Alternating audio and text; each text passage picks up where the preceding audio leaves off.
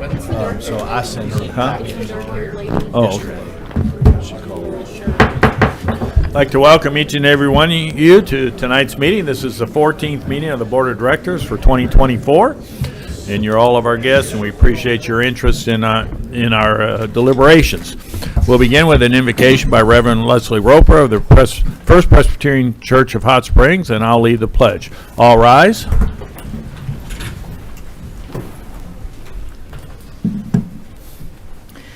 Will you join me in prayer? Loving God, we begin today by giving thanks. We give you thanks for this day that we were not promised, but that instead was given to us as a gift. And we seek to use that gift in the best way we know how. We thank you for this incredible city we are lucky enough to call home, its natural beauty, its incredible charm, and mostly for the people who make this community what it is. Cities do not run themselves, God, and we give you thanks for the countless men and women who work each and every day to keep our city running, to make it a welcoming place for visitors and a nurturing place for those who call Hot Springs home. I thank you especially tonight for our elected officials, those who listened to your call and answered, "Here I am, Lord, send me." Be in the business that will be conducted here tonight. Be in the voices that have come to be heard. Be in the listening ears aimed at understanding. Be in the truth that is sought and the vision of a beloved community that we all seek. As the political rhetoric in our nation has become almost as hot as our summertime temperatures, may this body be a model to our citizens, our community, our nation, and our world, that a group of people who don't always agree on everything can work together to provide for the best interest of those they govern. In their decisions, may they seek to serve the people of Hot Springs with energy, with intelligence, with imagination, and with love. Bless us, Lord, to your service. Bless our city. Bless our nation. Bless our world. Amen. Please join me in the pledge. I pledge allegiance to the flag of the United States of America and to the republic for which it stands, one nation, under God, indivisible, with liberty and justice for all.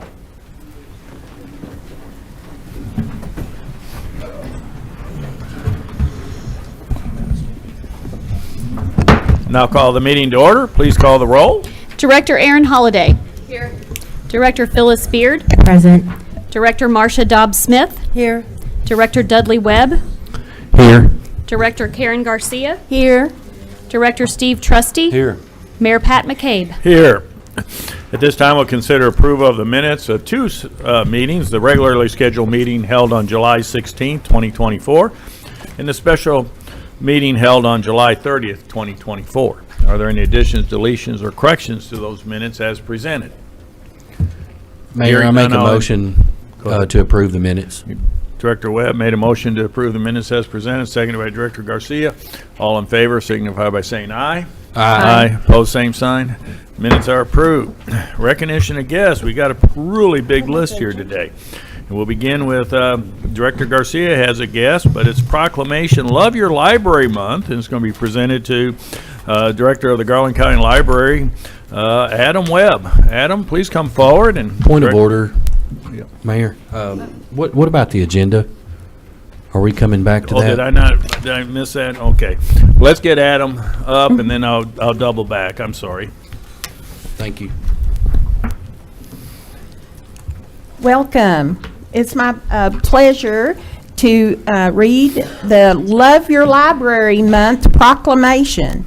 Whereas libraries connect people, materials, and culture to build and sustain a diverse and vibrant community, and whereas in a world undergoing constant change, libraries provide enduring connections to the past and future of our communities, nations, and civilizations, and whereas the expansion of electronic networks linking libraries and their resources make possible better and more easily accessible information for library users around the world.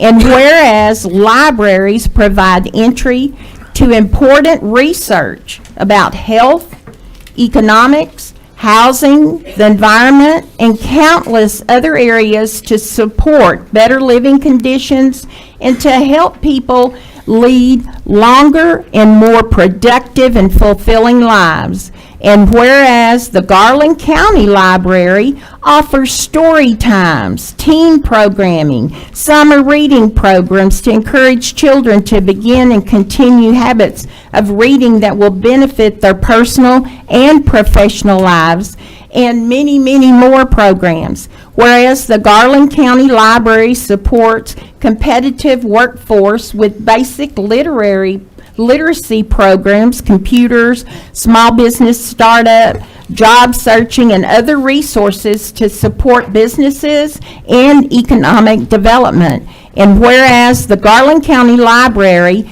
engages the people of the city of Hot Springs and the entire Garland County population with services, spaces, and resources to enrich their lives and the life of our community. And whereas the Garland County Library creates a welcoming environment for everyone to celebrate the joy of literacy, learning, creating, communicating, and cultural exchange. Now, therefore, Pat McCabe, the mayor of the city of Hot Springs, and on behalf of the entire board of directors, does proclaim August 2024 as Love Your Library Month in Hot Springs, Arkansas, and encourages all residents to visit our library and thank a librarian for making this unique and wonderful institution possible.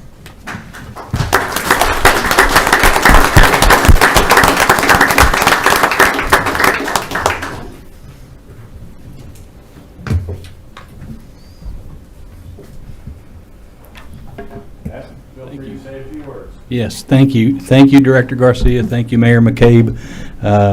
I have worked at the Garland County Library now for a little over 17 years, and it has been the absolute joy and honor of a lifetime to be able to serve all of y'all and to be able to serve the board of the City of Hot Springs.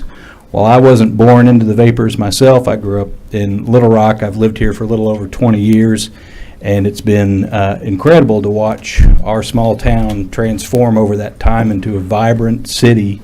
And I'm very pleased to say that the Garland County Library has been a part of that since before Hot Springs was a city. We've had a library in our community since 1833, and I hope to keep it that way until 2033, whenever I am able to retire from the library. For those of you who don't use the library very often, we're a very busy location. Last year we had over 250,000 in-person visits. We circulated almost 800,000 titles. We had 31,000 kids attend programs, 30,000 adults attend programs.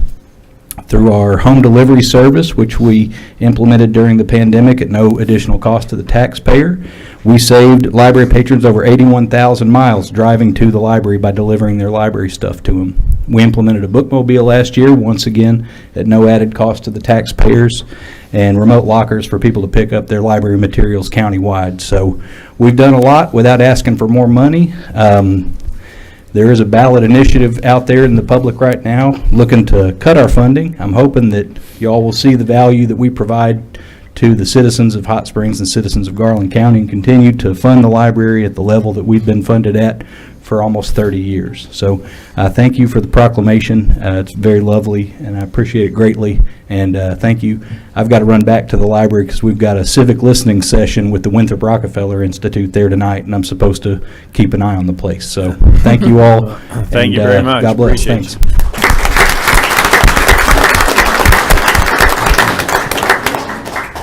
This time we'll consider approval of the agenda. Are there any additions or deletions to the agenda or items to be moved from consent agenda to new business? Mayor, I move approve the agenda as Director presented. Garcia made the motion. Second. Director Trustee seconded. All in favor of approving the agenda as presented, signify by saying aye. Aye. Aye. Pose same sign. Agenda is approved. We have an additional proclamation, Women's Suffragists Month and Women's Equality Day, presented to Jacqueline Holloway, exalted ruler of the Benevolent and Protective Order of the Elks, 380 in Hot Springs, and she's a guest of Director Karen Garcia, and Director Garcia will read the proclamation. Thank you, Mayor. And it's appropriate for Jackie to receive this proclamation in the history of the Hot Springs Elks of over 125 years. She's the first female exalted ruler. Honoring women's suffrage and women's equality. America is the only nation in the world based on an idea. The idea that all people are created equal and deserve to be treated equally throughout their lives. And whereas for August Women's Suffrage Month, we honor the pioneer suffragists who persisted through decades of struggle to win American women the right to vote finally, and we celebrate the advocates and everyday heroes who have continued the long march for equality ever since. And whereas on August 26, 1920, after a decade of hard-fought advocacy, women won the right to vote, and our nation moved one step closer to living out our sacred ideal that all people are created equal. With the ratification of the 19th Amendment, millions of women across the country were finally able to make their voices heard in our elections. And whereas the 19th Amendment was certified 104 years ago, but more remain to be done, especially for women of color, many of whom fought for the right to vote for another 4 decades until the Voting Rights Act passed in 1965. And whereas women and girls have fought for social justice and freedom throughout history, all Americans should have the opportunity to fully participate in society. No one's rights should be denied because of their gender. And whereas the City of Hot Springs celebrates the trailblazers who fought to deliver a better future for America's daughters, and we honor this work. And therefore, Pat McCabe, Mayor of the City of Hot Springs, and on behalf of the entire Board of Directors, does proclaim August as Women's Suffrage Month and August 26, 2024 as Women's Equality Day in Hot Springs, Arkansas, and encourages all residents to celebrate and to continue to build on our country's progress for equality. Together, and we can continue to build a future where our daughters have all the same rights and opportunities as our sons, where all women and girls have a chance to realize their God-given potential, and may we be a city worthy of the abilities and ambitions of our women and girls. Thank you. Very good. We'll present this to Jacqueline.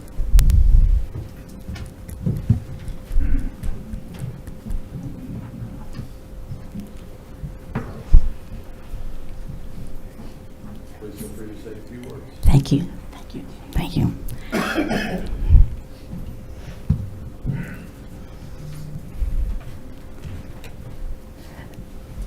Thank you all for this privilege. As she said, Ms. Garcia, I am the current exalted ruler of Hot Springs, Elks Lodge number 380. The exalted ruler is equivalent to the position of president. Our lodge recently celebrated 125th anniversary, and I am the first female to hold this position. We are a fraternal, non-profit organization that is sustained by the generosity of our members and volunteers. Locally, we have over 500 members, and nationally, we have over 1 million, with 2,000 lodge coast to coast. All the members of our lodge serve as volunteers in support of the many programs that we offer, and we provide services to the community. Last year, we did over 3,000 hours of volunteer work. Our lodge locally provides 10 scholarships. We increased it this year, 10 scholarships through local high schools, 8 academic and 2 vocational. From September to January, we also acknowledge outstanding students in local high schools and their counselors and their parents through an award dinner and an award ceremony. We also have an Americanism program where we support local schools, and they have an essay contest for grades 3rd through 8th grade. Many of our local students also go on to state and national levels. We also have a drug program that is aimed at developing drug-free, healthy children in our community. The state project we have is at the Arkansas Human Development Center in Arkadelphia, where we have an annual picnic that serves over 400 meals to the residents. We assist veterans by providing house, food, clothing, and other needs. From the month of April to the month of September, we also take these veterans to on boat rides on Lake Hamilton, bring them back to the lodge, feed them a lunch, and entertain. This is a day of enjoyment for them. They look forward to it. We also support the local police and fire department by recognizing them and presenting them a reward, Fireman of the Year and Policeman of the Year, which we will be doing tomorrow night for Fireman of the Year. Last Christmas, the Elks were able to donate 55 bicycles, over 300 presents, and 120 food baskets with enough food to feed those families for 2 weeks. One of our largest national events is the Hoop Shoot. That's a free throw competition where each participant gets a red, white, and blue basketball. Many of these students will go on to compete state and nationally. Please come out to our lodge and visit and learn more about what we do in the community. And as our motto says, Elks care, Elks share, and most of all, Elks have fun, but only till 9 o'clock. So, also, I appreciate this proclamation. Thank you very much, and I appreciate what y'all do for the community. Thank you very much.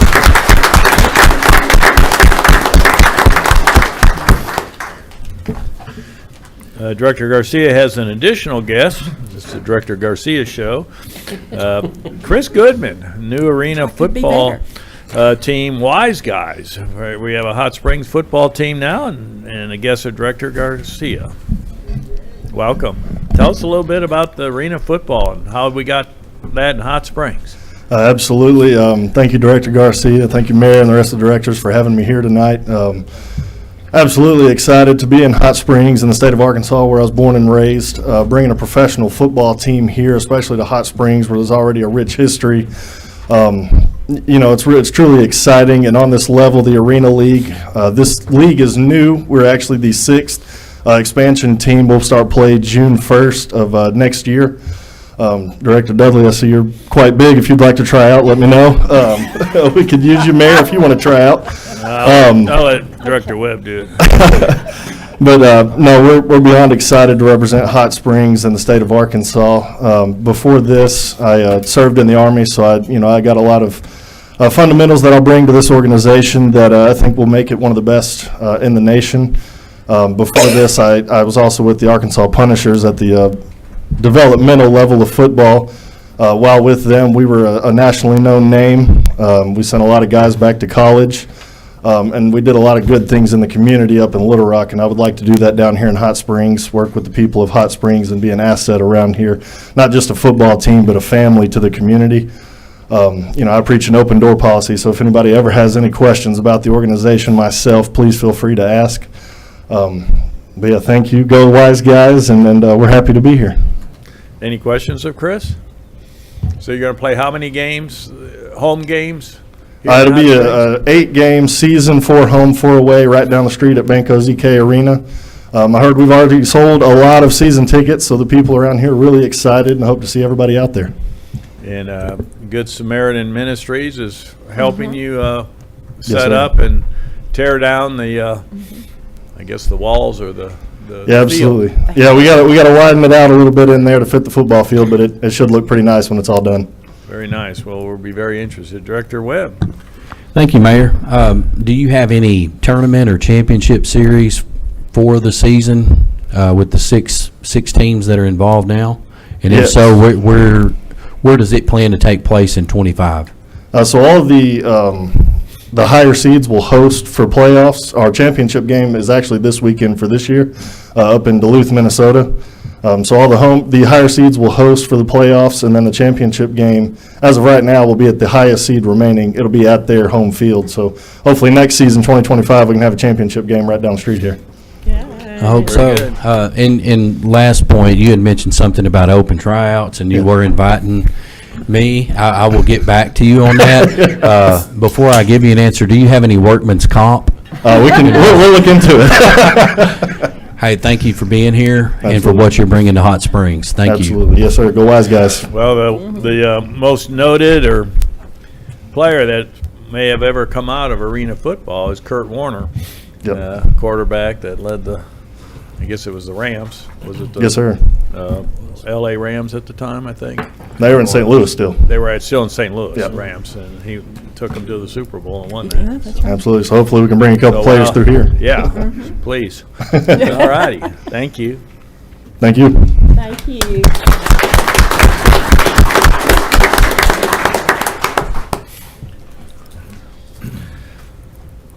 I'll call upon Anthony Whittington. Anthony, earlier this evening, we had a photo op with representatives of the Friends of the Park, and I'd like to call them up as well, Ned Skook, John Simpson, and Jeff Carr to the podium. I don't know how these guys do it, but once or twice a year, they bring checks. And they're not wise guys. And they're not wise. Well, they must be wise to bring all that money in. Well, it comes from everybody in this room, really, and a lot of others who are interested in the activity. So, on the behalf of Hot Springs Friends of the Parks, which I said includes a lot of people here, we have 2 checks tonight. One for $34,000 for the Wetlands Trailhead project toward the grant match, and one for $10,000 for the trail just north of that toward the grant match. So the good thing about that is this $44,000 brings in another $176,000 in grant money. So we try to usually use it for that if we can.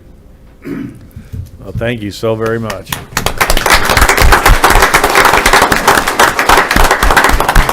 Thank you all. We really appreciate it, and we hope to continue and hope the efforts can continue. Thanks very Anthony, much. do you have any comments regarding the wetland project or the additional source of funds and Sure. what it will be used for? The Wetlands Trailhead is what we call Southern Trail, which takes it where it used to end right there at 850 feet past the Golf Links Bridge, and now we've gone another mile to TV Hill Road. So that's exciting because this is the first time that South Hot Springs residents have direct access to the trail. Go down Central, go up TV Hill, follow it all the way to the end. Not right now because it's under construction, but soon we'll have the Gene Wallace Wetlands Trailhead open. We still advise you to continue to park on the north end of the trail toward downtown and Adams Street and Hollywood, because that is an open construction site. But here in the future, probably next spring, we'll have a grand opening to open the Gene Wallace Wetlands Trailhead. That'll be a 25-space parking lot, one way in, one way out. They'll park around the outer edge of the circle. We'll get to see the lake. That's one of our main goals. Of course, the Greenway is all about neighborhood connections, and we'll have a connection over to Tatum Street at the trailhead, which will give the Shady Grove residents and that side of town some direct access to the trail. And then once we get below that, or in the future, we'll go under the bypass bridge right there between Central and Carpenter Dam, and we'll actually have a kayak canoe launch right there, where people can kayak into the mouth of the creek into Lake Hamilton. So that's in the future plans as well. So, awesome. But it couldn't be possible without Friends of the Park's help. They help with grant match donation help. They do title searches for us. They help us with land acquisition. Incredible asset to have with the city. Couldn't ask for a better nonprofit to partner with the city with. So. Yeah. Thank you so very much. Appreciate you.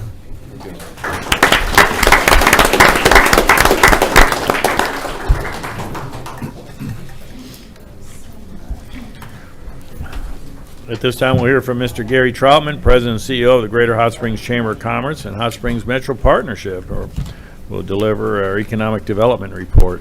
Thank you, Mayor and Board. Yeah, I got that. Good crowd tonight. Since we met last time, we have Vicki and Jacob, Hannah and I have ridden with Stephanie Heffer from the village to learn more about the village, be better ambassadors for them. Just to remind you all, Village is the largest gated community in North America with now 16,000 500 residents. Our Majestic Committee has met again with David French, an assistant, fine-tuning our renderings, and talk more about that in a little bit. Gary, Cole, and I have met with Alex Mouton, and proud to give you another Hot Springs success story. He came here from Louisiana 5 years ago. I believe he is now has 35 employees in 3 states, and he's expecting to have over 108 states in just a few more months. So really proud of Alec and all that he's done. Vicki and I have been meeting, or have met with John and Parker from AY Magazine, Arkansas Money and Politics, and just making sure that Hot Springs business and community leaders are getting recognized for the job they're done on a statewide basis. So you'll see that in upcoming issues. Cole and I had our monthly meeting with Brian Gerke just to compare notes on commercial and real estate and restaurant deals going around town. Been working with Judge Thornton in Hot Spring County in Malvern about their site and a restaurant project we've been working on mutually. Cheryl and I have met with the general manager at the Passport Center and had a site visit there, meeting their 2 managers, and they're just thrilled to be here. I think we've said over the years, but just really proud that we have 2 in the United States, 1 in Tucson and 1 right here in Hot Springs. And while we're on that subject, I want to thank Deputy City Manager Lance Spicer for his help. The Passport Center has requested some signage, as you can imagine. A lot of the folks that come here are not from here. They don't necessarily know McLeod area or that part, and so we've asked for some signage, and just appreciate Lance coming through on what he could do there. Let's see.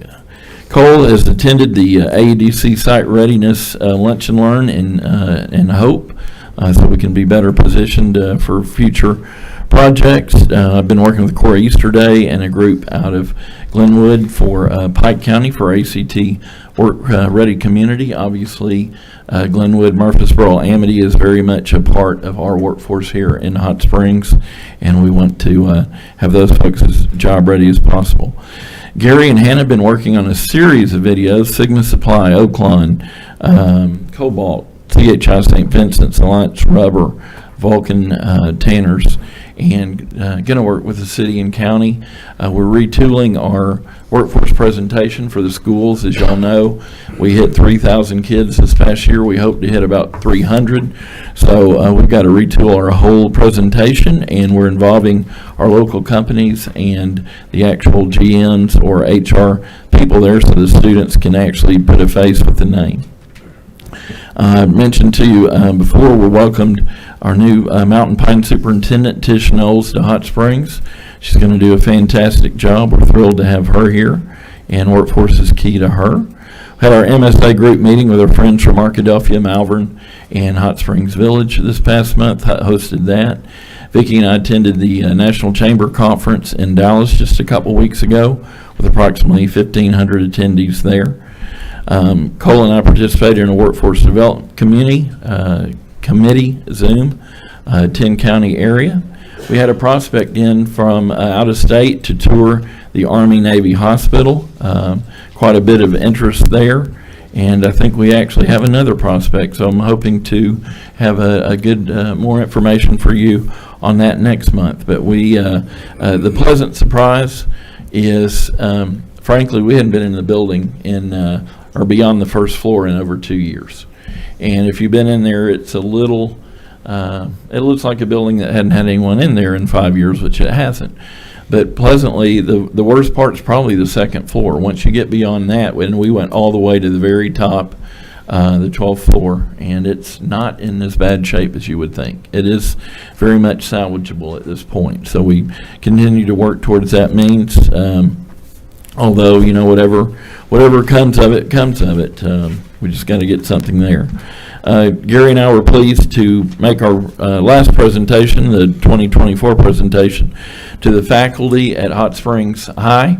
We had all the teachers from kindergarten through 12th grade, probably about 225 of them. We hosted an AI Lunch and Learn, Artificial Intelligence, with Allison Lewis, and sold out with 55 attendees there. Jared Zeiser, our chamber chair, visited with one of the downtown merchants that had an issue with the parking that I know y'all are all extremely aware of. Vince Signorelli, our Metro Partnership Chair, sent out an email to the board in support of the city's position on parking. We all believe in it, know we need it. At a statewide awards nominating committee for further awards, as I mentioned with the magazines earlier, we've got Leadership Arkansas, we've got Women in Banking, we've got Financial Advisors, several different issues and categories coming up in the near future to be recognized. We had a third call with Make My Move, the company out of Indianapolis that's big on relocation that I've told you about. I was glad to see a gentleman here with the Wise Guys. Obviously, that announcement has come this month. The Majestic Committee met with a party who has access to some potential high-dollar investors to participate in that project. And obviously, Scott and Vince will be here to tell you a lot more about that next month. Neither one could be here tonight.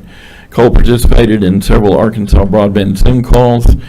Just returned from the SEDC annual conference in Savannah for 17 states. We had a record 620 attendees, and I was reappointed to the state assistant director. And before I finish, I want to say Jared Zeiser, also our chamber chair, sent out an email to the chamber board to echo what Vince Signorelli had done the week before in support of the parking downtown. And I'll conclude with this. I wish I had a big finale every month, but I told you last month that Cole has spent a lot of time. Lance, if you don't mind, I'm going to ask you to share that. Maybe a couple for everyone. But that is the Arkansas Business Hot Springs Growth Report for 2024. It initially was to be 12 pages. We had such good community support and involvement. It wound up being 20 pages. Oaklawn sponsored it, as did the Metro Partnership, and in there you'll find an article by Oaklawn on Mystic Dan winning the Kentucky Derby. You'll find one on workforce that I'd written, 3 that Cole has written, downtown development, Majestic Project, our local manufacturing, and also one by Vince Signorelli's team on Hot Springs being the epicenter of pickleball now. So thrilled to share this section, thrilled to tell our story to the state of Arkansas and get more of those folks moving here. Mayor, that concludes my report. Happy to try to answer any questions I may. Any questions of Mr. Troutman? Director Dobbs-Smith? Gary, we've all received one of these. Maybe the audience members would like to have one. It's a wonderful publication. Happy to. And for that matter, Director Dobbs-Smith got quite a few at the chamber if anybody needs any extra as well. Okay. Gary, you made points in a number of areas. One I just want to mention, because a lot of times people don't even think of it, is that Passport Center. Mm-hmm. It is, we have a lot of people come to Hot Springs to get a passport, and the only way you can get an in-person appointment is you got to be traveling within 5 days, and your passport has to have been expired or whatnot, or really right about to. So there are tons of people that come to town to go to that Passport Center, and they spend a minimum of one night here. Mm-hmm. And the way they work it, they have their appointment early the next morning, and then they're told to come back. They'll be buzzed or get a text message what time to return in the afternoon. I ran into a gentleman the other day. He was going to a Taylor Swift concert in Amsterdam. And he woke up in the morning, or the previous night he was going to check and get his boarding pass, and everybody else got their boarding pass from the group that he was going with. And he didn't get one. He's like, what's going on? He checked, his passport had expired. So it's like, where can I go to get a passport before this Taylor Swift concert in Amsterdam? And his buddy said, Hot Springs, Arkansas. So bam, he was to Hot Springs, Arkansas, and he was a day or two late, but he got there in time. So people come from all kinds of parts of the country, and we had one that was from like India, and they travel, and they said there's not as many pages in the passport book anymore. So when you travel through Europe, you're constantly getting stamped. And he says, well, the passport's good. There's no other place to stamp. So they have to make their pilgrimage to Hot Springs, Arkansas, about every 3 years. So it's a hidden gem of a opportunity for Hot Springs to host that. Well, to your point, Mayor, and I know we've heard it before, but a lot of those folks, that came for one night in an emergency discovered our little jewel and came back and made a vacation out of it as well. Yeah. Well, thank you for your report. Thank you. Appreciate y'all. That concludes recognition of guests. At this time, we'll consider the city manager's report, but first I'll call upon Karen Scott, Finance Director, for the quarterly financial report. Karen? Thank you, Mayor and board members. These will be numbers that are through June 30th, 2024, and remember, these are unaudited numbers. The general fund revenues over expenditures was a little over $5 million. Last year, that number was $12.9 million, but I'd like to remind you all that last year's number included a transfer from ARPA funds of $6.7 million. We do have a few revenue lines that are lower than expected and budgeted, but I am keeping a close eye on that, and some of those are related to timing issues, such as franchise fees. We have a restricted fund balance in the general fund of $11.29 million and an unrestricted fund balance of $25.7 million. In the street fund, we have revenues over expenditures of $2.75 million. Last year, that number was a little over $4 million, but I would like to point out that this year, expenditures are up $2.6 million, which is a reflection of what you all budgeted, which is a very tremendous amount of growth in street paving projects.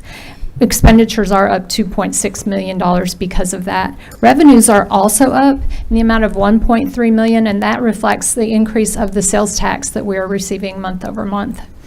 There is a restricted fund balance in the street fund of $1.76 million and unrestricted of $14.28 million. The water fund has revenues over expenditures of $1.5 million, which is an increase over last year of $875,000. Their fund balance is $79.74 million. The wastewater fund has revenues over expenditures of $1.27 million, which is an increase of $836,000 over last year, and their fund balance is $55.5 million. The solid waste fund has revenues over expenditures of $86,000, which is an increase of $146,000 over last year. They were at a loss at this time last year, and their fund balance is $8.3 million. Just a little side note, police revenues are up over last year. Their expenditures are actually down, but that is a reflection of a large amount of capital assets that have not hit the income statement yet. Police cars and such that are in the process of being purchased. And fire revenues are up and expenses are up due to personnel. That concludes my report, Mayor. All right. Any questions of Ms. Scott? Thank you. Thank you. Now I'll call upon Mr. Bill Burr, our city manager, for the city manager's report. Thank you, Mayor, members of the board. On July 22nd, Director Holliday and Assistant City Manager Lance Spicer spoke to several citizens regarding the downtown parking plan. Community members joined the Park Avenue Community Association at the clubhouse at 118 Arbor to learn more about the new downtown parking plan. And then Lance and I also met with the Downtown Association of Hot Springs, many of the business owners and property owners in the downtown area. We met with them at their meeting on August the 1st. So trying to roll out and get more education out. I think we've got a couple more meetings that are planned. So anybody that would like additional information on that, please contact Lance or myself, and we'll be able to get you that information. Want to mention the 10th Annual Community Resource Fair that will be held August the 10th from 3 p.m. to 6 p.m. at the Hot Springs Historic Farmers Market at 121 Orange Street. This is a huge event every year. The number of shoes that are given away at this event is really astonishing. There's several different shoe ministries to the Difference Makers, to a lot of other organizations that are there making this happen every year. There'll be plenty of food, fun, supplies, and plenty of tennis shoes, and our own Hot Springs Police Department will be down there that day grilling hot dogs and getting to fraternize with some of the folks coming down there. But it's a really cool event. We go every year. I think the mayor's going to do a welcome. But anyway, if you have an opportunity, stop by 3 to 6 p.m. Hot Springs Historic Farmers Market for the 10th Annual Community Resource Fair. As I've done over the past several city manager reports, I want to recognize some of our new hires. Joining the City of Hot Springs is Christopher Gio in our Solid Waste Department, Ann Sarr in Intercity Transit. John Cothran has joined us with the Hot Springs Memorial Field Airport. Jason Lindsay with Street, Brady Parker in Planning, and then Richard Clem and Bryson Hatton have joined the Utility Billing Department. In addition to that, I'm pleased to say that we've also had some new hires on our police department: Christopher Pierce, Chase Berry, and Christopher Harris. So we want to welcome all of those new employees to the City of Hot Springs family. Other promotions I'd like to mention: Ben Mitchell was promoted to Sergeant in the Hot Springs Police Department. Chad Ford was promoted to Corporal. Clint Reynolds was promoted to the Hot Springs Fire Department Shift Commander. Wade Eddy promoted to the Hot Springs Fire Department as Lieutenant. We had one promotion. Mike Tosca, who is a long-term, 20-plus year employee, was promoted to the Utility Maintenance Controller, which is a huge position in our utility department. And last but not least, on our promotions, I really want to highlight this one, especially listening to your proclamation today, but Casey Birch was promoted to our Hot Springs Fire Department captain. Casey is the first female captain in Hot Springs Fire Department's history, and that's, what an accomplishment. We're very proud of Casey, and we know that she's going to do a phenomenal job as captain in our fire department, so really wishing her well and want to spotlight her. Speaking of the fire department, in July, Hot Springs Fire Department's pilot in-house firefighter 1 and 2 programs began. This program follows the Arkansas Fire Training Academy's coursework, practice, and regulations. This in-house training program consists of 9 weeks. Each week is a 53-hour work week, crammed with various hands-on training, lectures, and written exams. The courses include basic first aid and medical skills, hazmat operations, awareness, and wildland firefighting. Once the recruits have successfully completed the requirements and curriculum set forth by AFTA for this program, they will receive their Firefighter 1 and Firefighter 2 certifications. By allowing recruits to go through this program, the fire department will be able to put more firefighters on a shift sooner without having to wait for the recruits to physically go through the Arkansas Fire Training Academy, as well as recruits that are taught and trained by Hot Springs Fire Department personnel who have earned the Instructor 1 and Instructor 2 certifications. When we hire, whether it's police officers or firefighters, they have to go through training down in usually Camden, and we have to wait on those classes to open up, and sometimes we may have to wait a couple of months before we can even get them started in this training to be able to actually be in a position to be able to be out on the street with a training officer or be out fighting a fire. So this is a really, really good program. I'm glad to see us starting that. This is our first attempt at this. It was a pilot, but I can tell you that it's gone very well, and really proud of the fire department in initiating that and our new training officers. On Thursday, July 25th, a group of lighthearted students, they range from ages from 11 to 18, from Ava, Missouri. They helped our Parks and Trails Department landscaping crew. They laid 22 pallets, almost 1,100 yards of Bermuda sod at Velocity Park. It's located down at 325 Valley. If you haven't seen that, please take a drive down through there. It's really looking good, in addition to the work they've done on the skateboard park. The newly installed restrooms across Hot Springs Creek are in. All the while, they cheerfully sang, they worked. The students were part of a church camp through Remnant Church of Jesus Christ Latter-day Saints. But Ava, Missouri came down and laid 1,100 sods of grass. So we really appreciate that organization. We get a couple of those phone calls a year from groups that just want to do community service. So we really appreciate what they were doing. A couple other notes. Community At the end of 2023, the City of Hot Springs Animal Services started a pet supplies community pantry for residents within Garland County, which is available once per month per household to help families in need. I'm pleased to say the pantry has helped more than 146 Garland County households with pet food. It's a great program. Really proud of Leanne Zahner and Faith Wetzler and what they're doing at the animal control. I think Director Webb may have stopped by there this past week, but they're doing a phenomenal job out there, and programs like this are extremely important to the welfare of our pets. And finally, the Hot Springs Police Department peer recovery specialist Carrie Montgomery was the keynote speaker for Teen Safety Night, substance prevention. It was an event held at Roanoke Baptist Church. This is an 8-week series hosted by Jaden Wings of Hope and Stop the Violence Coalition of Hot Springs. This provided teenagers with the tools and resources to address their daily challenges. Montgomery spoke to more than 30 students about her inspiring journey to connect and support others struggling with addiction. And just another great program. Just really proud of the things that are happening in all of our departments. So, Mayor, I will end with that. Any questions of Mr. Burrow? Thank you. This time we'll consider the consent agenda. These are items of routine nature and do not merit individual discussion. So at this time, I'll entertain a motion to approve the consent agenda as presented. Director Garcia? So moved. Seconded by? Second. Director Dobbs-Smith. All in favor signify by saying aye. Aye. Aye. Pose same sign. Consent agenda is adopted. Within the consent agenda, we had an appointment to the Hot Springs Housing Authority, and I'd like to introduce Dr. Bruce Mitchell. He's here. Dr. Mitchell, thank you so much, and feel free to say a comment or two. Well, I certainly appreciate the opportunity to serve on this board of the Hot Springs Housing Authority, and I pledge to the best of my ability to do the duties of the commissioner of the board. Thank you very much. Appreciate you. Thank you. Moving on to old business, we'll consider. I'm sorry, Director Webb.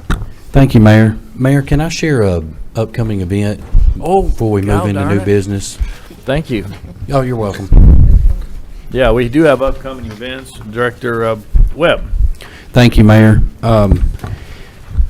This August 8th and 9th at Oaklawn Hot Springs is the Overdose Response Conference. This is the third annual Overdose Response Conference, I believe. This year's conference is going to feature Kirk Lane, who's the director of Arkansas Opioid Recovery Partnership, Casey Copeland, director of Arkansas Peer and Recovery Services, Jimmy McGill, director of the National Peer Recovery Alliance. There's also going to be some breakout sessions for law enforcement and peer recovery specialists. And I think, Chief Harverton, I think you've got a speaking part too, right? I think you're on August 8th's agenda and 9th, or just 8th. And then City Manager Bill Burrow, I think you're speaking August 9th, right, that morning. So again, I'd like to encourage all of you to attend this conference. August 8th and 9th, that's this week, Thursday and Friday at Oaklawn Hot Springs. I want to bring up too that Anthony Tidwell, who is the Prevention Recovery Specialist for Hot Springs School District, will be providing a presentation as well with Miss Tanisha Barnes, who is the Deputy Director for Arkansas Opioid Recovery Partnership. So August 8th and 9th, beginning I think at 8 in the morning each day and going to about 4 o'clock. The location is? Location is Oaklawn Hot Springs. Oaklawn. Yep. Thank you, Mayor. Very good. Any other additional announcements of upcoming events? Director Holliday. Thank you. I wanted to share the 4th annual Hot Springs Community Health Banquet and Recognition Ceremony presented by the difference makers of Hot Springs. This will be at National Park College at their Student Center at 101 College Drive. The keynote speaker is Dr. Ivy McGee Banks from the Central Arkansas Veterans Healthcare System. They have live entertainment by Nikki Parrish, who's amazing. And they will have 2024 Living Legend honorees, including Thomas Anderson, Leslie Pascal Barnes, Bill Burrow, Joyce Kraft, and Terry Lawler. For details or questions, you can contact Willie Wade at 501-881-0999. 0929 or Esther Dixon at 501-276-2121. And again, that's Friday, August 9th from 6 to 10 out at National Park College. Very good, thank you. Any other announcements? Director Garcia, Mayor? no announcement today? Well, I've already spoken so much, I didn't want to get on your nerves. Very good, we'll continue. All right, we did the consent agenda, and Dr. Mitchell was introduced. Now we're moving to old business, and we're going to consider resolution R-24-97, and ask city attorney to read by title. Resolution R-24-97, a resolution approving the application of Jason Bennett doing business as JJ's Charter Service for a charter services transportation permit with certain conditions. That concludes your reading. Mayor, if you would entertain a motion second to adopt. Motion to adopt. So moved. Director Webb, seconded by Second. Director Beard. Dob Smith did that? Okay, thank you. That's on my good side. Very good. So, City Clerk Harmony Morrissey will provide the overview. Thank you, Mayor. This item has come before you before, so I'll give a quick rundown of the timeline. On March 19th, Jason Bennett, who is the current owner and operator of JJ's Pedicab, submitted an application for a transportation charter permit. On March 25th, Hot Springs Police Department received allegations of unpermitted limo service being operated by Mr. Bennett, and the following day issued a criminal citation to him for operating a limousine service without a permit and operating a limousine without proper uniform. After a plea and arraignment, a trial was set for June 6th. Meanwhile, staff continued to review the application and set the required public hearing before the Transportation Advisory Committee. That was held on April 15th. At that meeting, the Transportation Advisory Committee voted 4 in favor, 0 opposed, and 1 abstaining to recommend that the Board of Directors approve the application for the charter permit on the condition that Mr. Bennett is found not guilty of violating the Hot Springs Transportation Code upon disposition of his criminal case, and further, that the permit would be limited to licensing only 1 vehicle, that the vehicle would be subject to the provision of Hot Springs Code 13-118B, which is annual examinations by the Hot Springs Police Department, and that the applicant would submit a sound business plan and provide proof of insurance in an amount equal to or greater of the state requirement. The recording of the public hearing was linked as well in your packet. On May 7th, the item came before the Board of Directors. You voted to table the consideration until June 18th, which would be after that June 6th trial. However, that trial on June 6th was continued to August 1st. So at the June 18th meeting, the board again continued or tabled the consideration of this application until the August 6th meeting. So that would be after the hearing on August 1st. However, the hearing on August 1st has been continued to, I believe, October 3rd.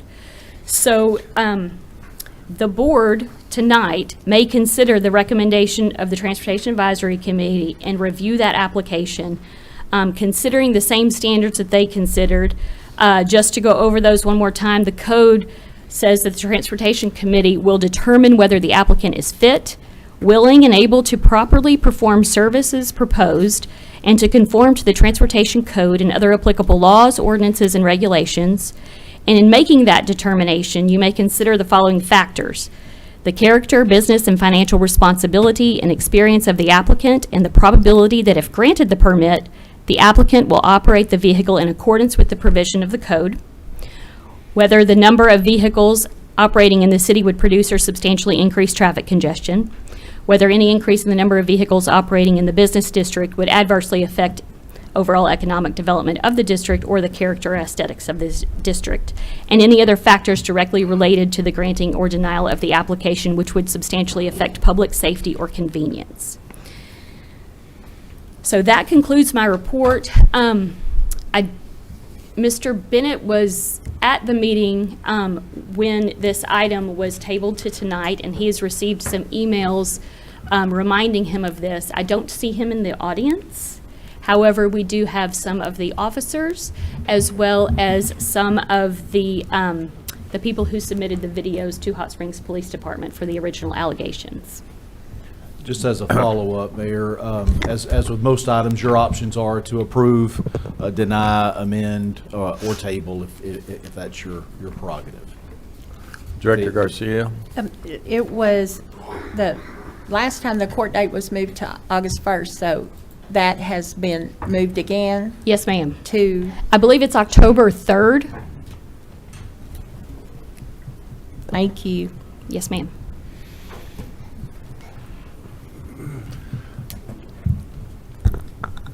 Director Webb? Thank you, Mayor. So the court date was moved to October 3rd. Have there been any other violations or tickets issued to Mr. Bennett since the last board meeting? No, sir. Okay. Well, we can listen to those who have signed up to speak. You know, you still have the options as City Attorney Albright had outlined. So we'll begin with Michael Phelps? Not the swimmer, I know that. Come forward, please. State your name, address, and district, please.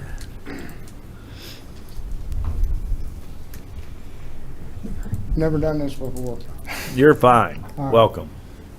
What would you like to know, sir? Well, you signed up to speak against this resolution. Tell us your thoughts. Yes, sir. The gentleman, he's got groups of people that sit downtown. I work for the cab company, so I'm kind of biased to begin with. But he'll have his guys down there. They flag our customers that we're being called to. He takes our customers by the time we get there. He's sitting in our taxi stands. He's cutting us off to pick up people. I've shared video with the city attorney's office of him cutting me off on Henderson Street trying to pick up the customers. See my customers go in and out of his car. He waves them in. And this is ongoing for like the last 2 years that I've been with the company. So you're referring to the charter service. Yes, sir. Henderson is across from the Oaklawn track, Park. right there So where our taxi stands are. So we pick up customers from the track and the bars. Right there. Okay. Any questions of Mr. Phillips? Thank you. Thank you. Greg Paris. Mr. Paris, please come forward and restate your name, address, and district, please.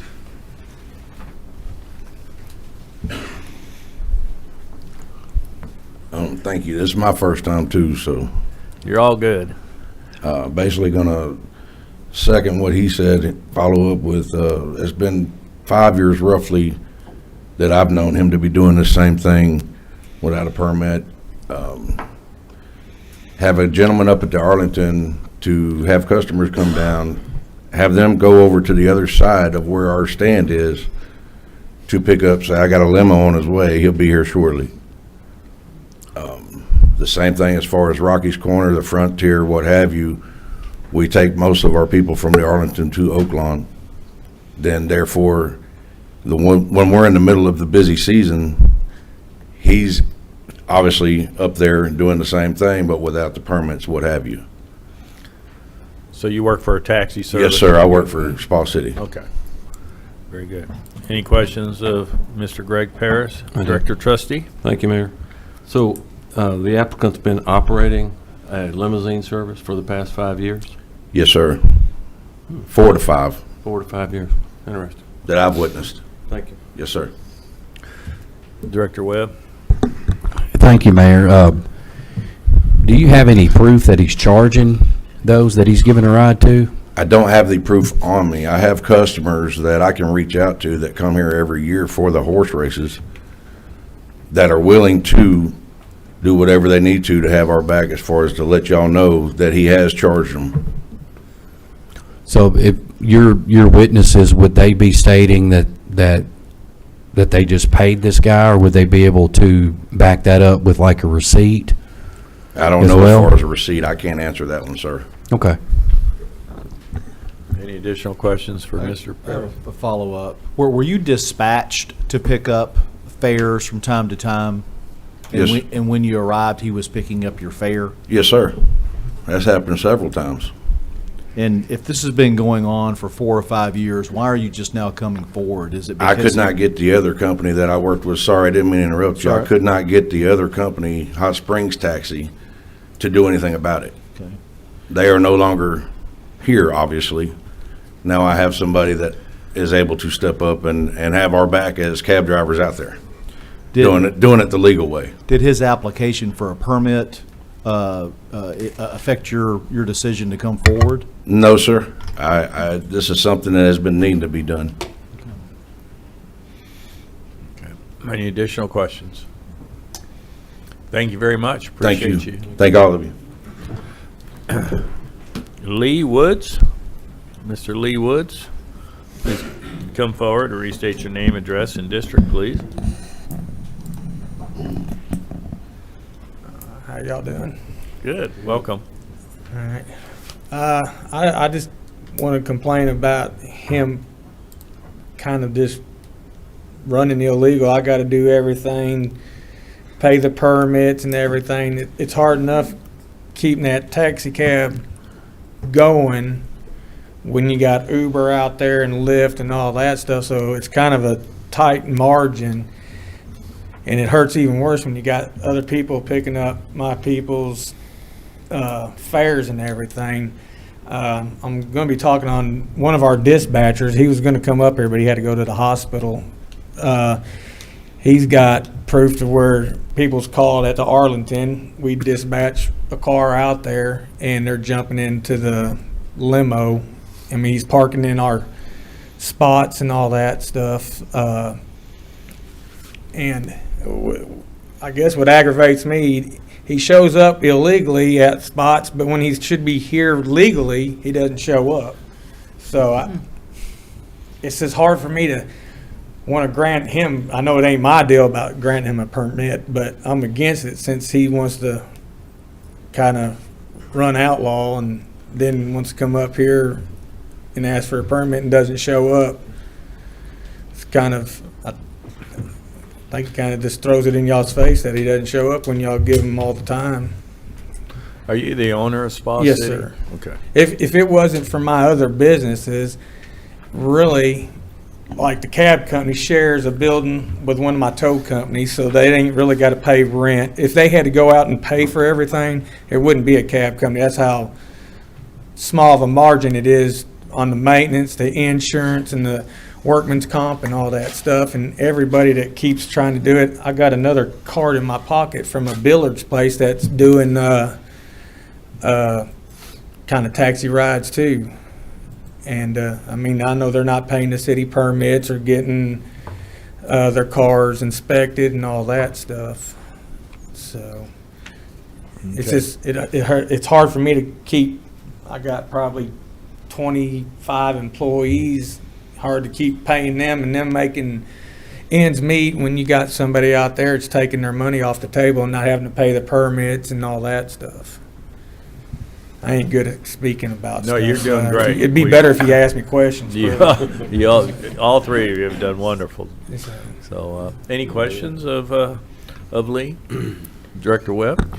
Thank you, Mayor. How long has this been going on? There was somebody who was testifying earlier to some dates. Yeah. How long in your knowledge have you been I've known having about your... it since pretty much the start of track season and everything, but Greg and all these people who work for me is from the old cab company, so they said it was going on there, but nobody wanted to step up and say anything about it.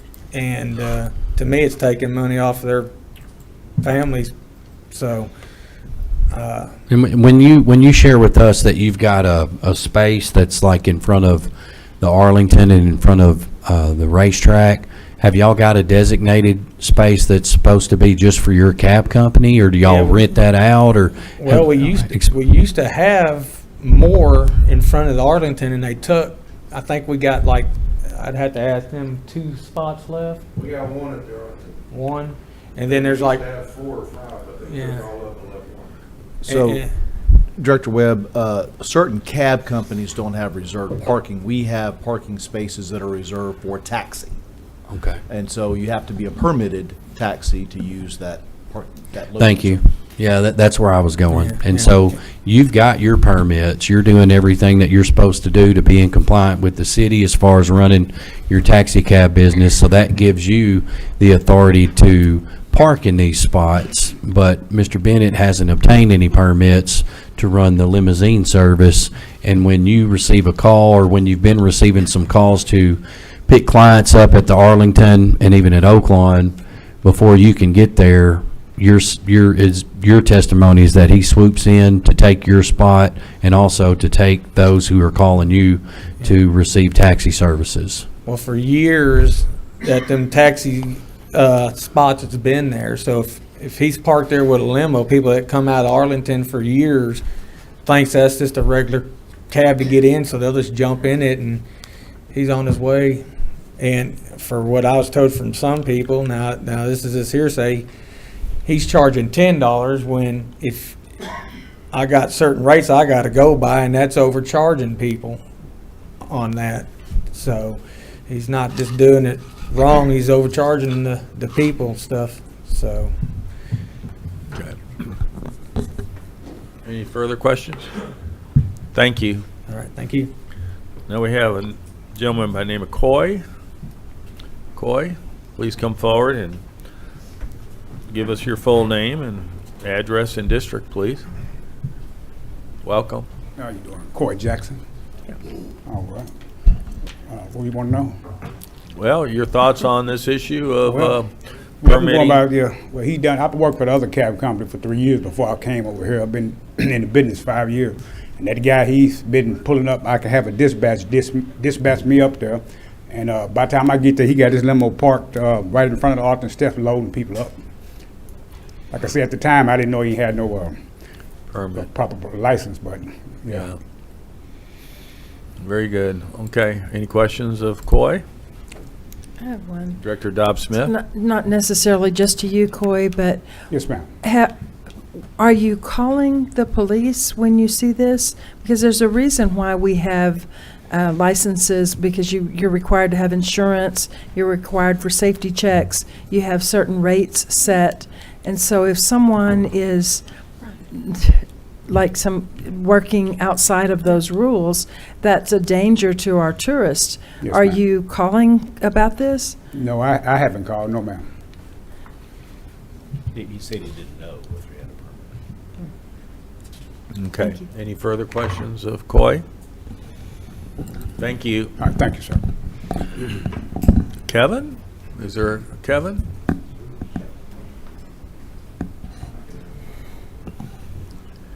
Welcome. Please restate your name and address and district, please. Sir. Your name, please. Kevin Butler. Okay. So what are your thoughts on this request for a permit for a charter service? Well, the way I see it is, I work for Mr. Lee, and he has to pay all this money, permits, license, and insurance, and why doesn't JJ have to abide by the same rules? I don't feel it's fair, and that's my thoughts on it. 1 minute, sir. Okay, any questions of Coy? Director Webb? Thank you, Mayor.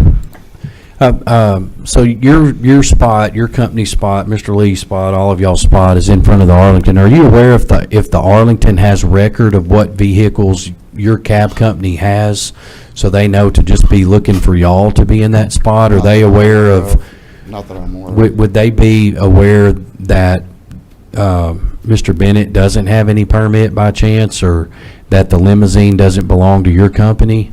Are you aware if they have anybody who's monitoring, No, like the pickup? I don't believe they do, no. Okay. If they did, I believe they would make them leave. I mean. Okay. Okay.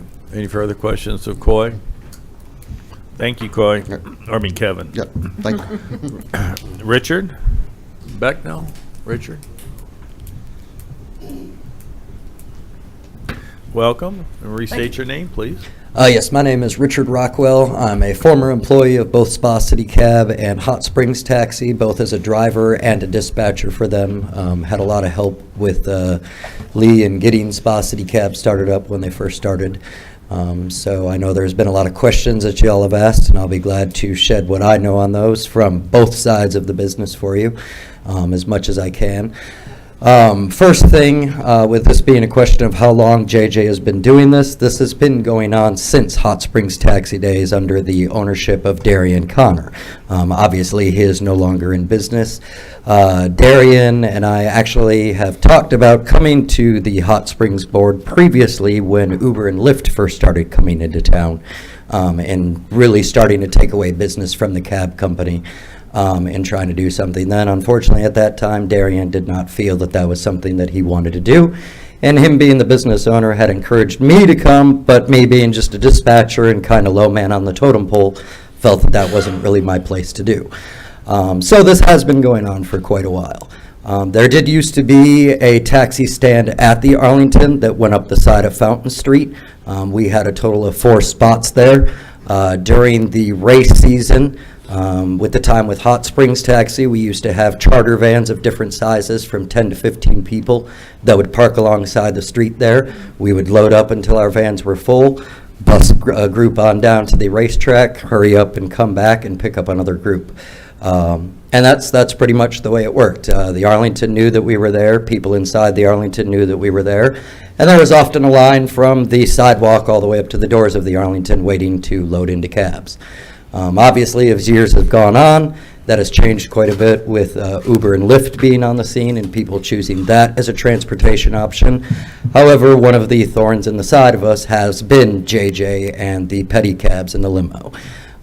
They do not just only operate outside of the Arlington. They will operate outside of the Arlington at the beginning times of the race meet around 10:30 till like 1:30, 2 o'clock in the afternoon, and then move their pedicab business down to essentially right in front of the racetrack doors as people are exiting, and try and get people to hop in their cabs before walking across the street to where our designated spot was, which was alongside Rocky's. It does create a huge problem all around, especially inside the office of the taxi cab company as a dispatcher, when we do send cabs to go pick somebody up or pick a group up, and then that group is not there because they've been taken by somebody else. 9 times out of 10, a person that's calling for transportation isn't really interested in who's picking them up. They're just interested in getting to their destination. So they're not going to call us up and say, JJ's cab picked me up instead of Hot Springs Taxi. They're just not going to be there. On a dispatcher side, from the way that it works inside the office, we are not computer operated at all. We use pencil and paper and a map of the city, and as the dispatcher, you are expected to keep an eye and mental mind of where all your cab drivers are and try and dispatch them out based on where they are, where they've dropped off, and who can be the next closest to pick up the next closest call. Yeah. On top of that, oftentimes you're answering the phone and taking additional calls. So while I, as a dispatcher, am keeping an eye on all that and all my cabs out and where they're all going and being sure that everything is going smooth, I'm also taking calls for rides and putting them in order of who can pick them up the quickest. When a rider is not there, does not show up, or is not there for the cab to pick them up, we give the cab drivers, we require them to wait 5 minutes to give the rider sufficient time to come out. And then if they're not there, then we dispatch them to the next call. Unfortunately, those 5 minutes add up throughout the course of a day, and you can quickly go from having, a 10 to 15 minute wait time for a ride to an hour and a half and 2 hours because we're having to show up to multiple destinations where multiple patrons have already been picked up by other people. Thank you very much, Richard. Any questions of Richard? Director Holliday. Thank you. Can you just clarify, because you're referring to JJ's pedicabs in general? Yes. Is this when he's using the pedicab business, which I understand is perfectly legal and licensed, versus the charter service with the limo? The limo has also been out front of the Arlington. Again, I believe that he was charging, last I heard, was like $5 to $10 per person for the limousine. Again, I don't have, I've never taken it myself. I don't have any proof or receipts of anybody that has taken it, but it has been there. It has been in operation. You can see that it, has been loaded up and moved plenty of times throughout the day. I know that another question was raised about calling the Hot Springs Police Department and informing them that this is happening. I'm sure other drivers have, but really at the end of the day, the Hot Springs Police Department has better and more important things to deal with than chasing down one limousine running throughout town. Any additional questions for Richard? Sir, are you currently employed by any taxi company? I am not, no. I work from home full-time. Okay. Well, thank you. Thank you. The gentleman, did you have one last question, comment? Come forward if you do. Are you Greg or? Greg, okay. Come forward, Greg. I was just going to add that I am one of the ones that did call the police department. Okay. Several times. Very good. Well, thank you for sharing that. Yes, sir. That concludes those who have signed up to speak against. We don't have anybody signed up to speak for. Is J.J. Bennett here? Calling J.J. Bennett. At this time, it's a discussion amongst directors. What are your wishes? Any discussion? Here, Director Beard. You asked what are our wishes. I think we should vote on this tonight. Very good. Any other comments?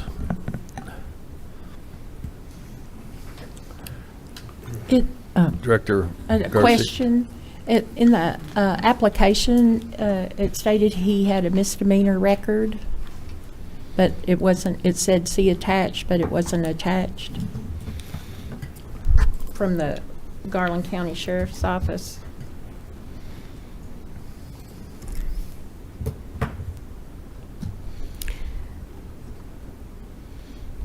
It is checked. I would have to go pull the original. I don't know if it was included from the sheriff's office or if only this top page was included, but I can certainly check that. I just can't do it from right here. Right. Sorry.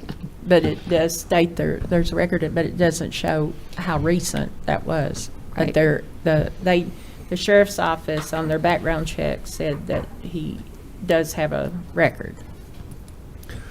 Okay, so a vote in the affirmative, a yes vote, allows the permit to be issued. A no vote does not allow a permit to be issued. So please call the roll. Oh, Director Webb? Thank you, Mayor. Just to clarify kind of where this goes from here, as we vote on it now, let's just say after this vote, the permit is denied, but after the court date, he is found to be innocent. Can he reapply for a permit, or how long after maybe this being voted down can he reapply for a permit? 6 months, unless there's 2/3 vote of the board to put it back on an active agenda. Okay. And if, on the flip side of that, if we were to vote in favor of this and issue the permit, and then in October it be determined that he is guilty of the criminal charges that he was given from Officer Cox, what happens to his permit as a result of the court hearing? Again, he could reapply, but the board wouldn't be able to put it back on an agenda for 6 months unless 2/3 of the board agreed to do that. Okay, thank you. Okay, again, a yes vote issues the permit, a no vote does not. Director Beard? Yes, thank you, Mayor. I was wondering why does the court date keep getting delayed? Like, is that a tactic that he's using? Or? No, ma'am. Actually, that's not his fault at all. It's very frustrating. The district court uses a platform called Context that is provided by the administrative offices of the courts.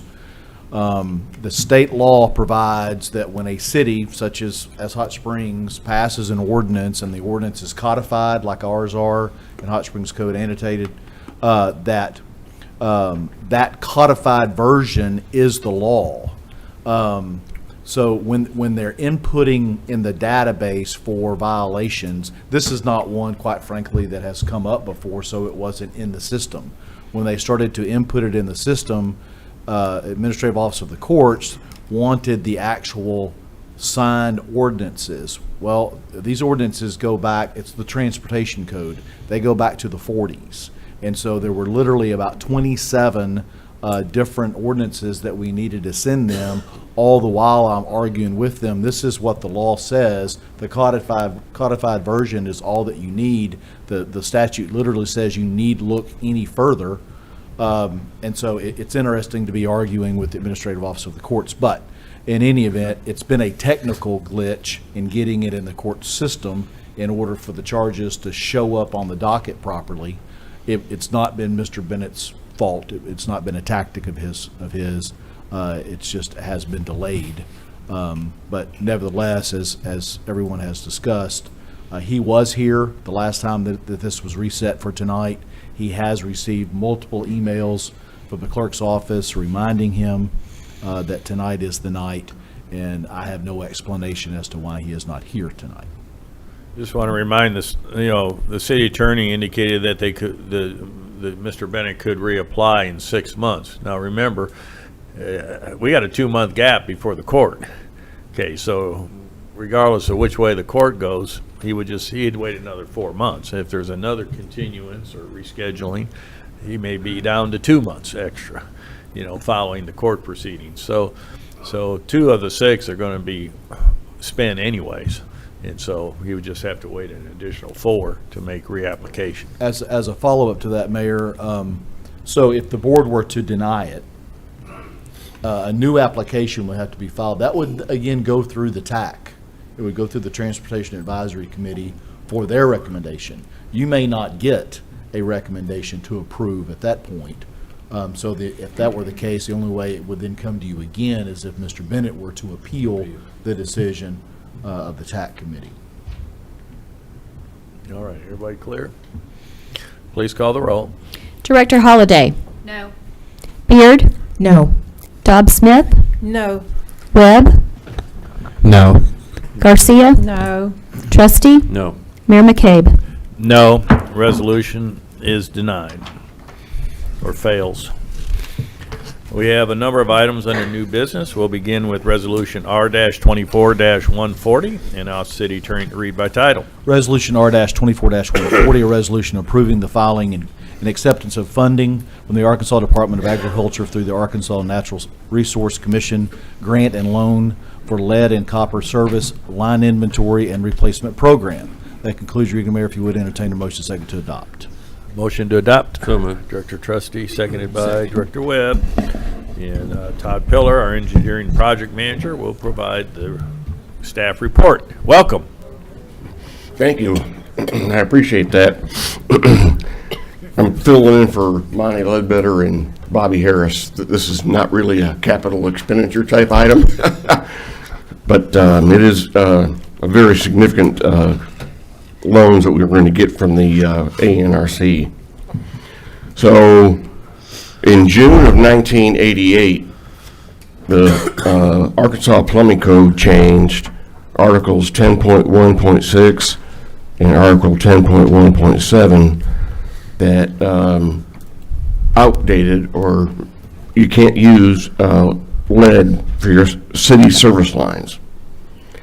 And what we're required to do by the Arkansas Health Department is, out of our 41,269 meters that we have in our distribution system, we need to prepare a report and submit it to them by October 16th, 2024.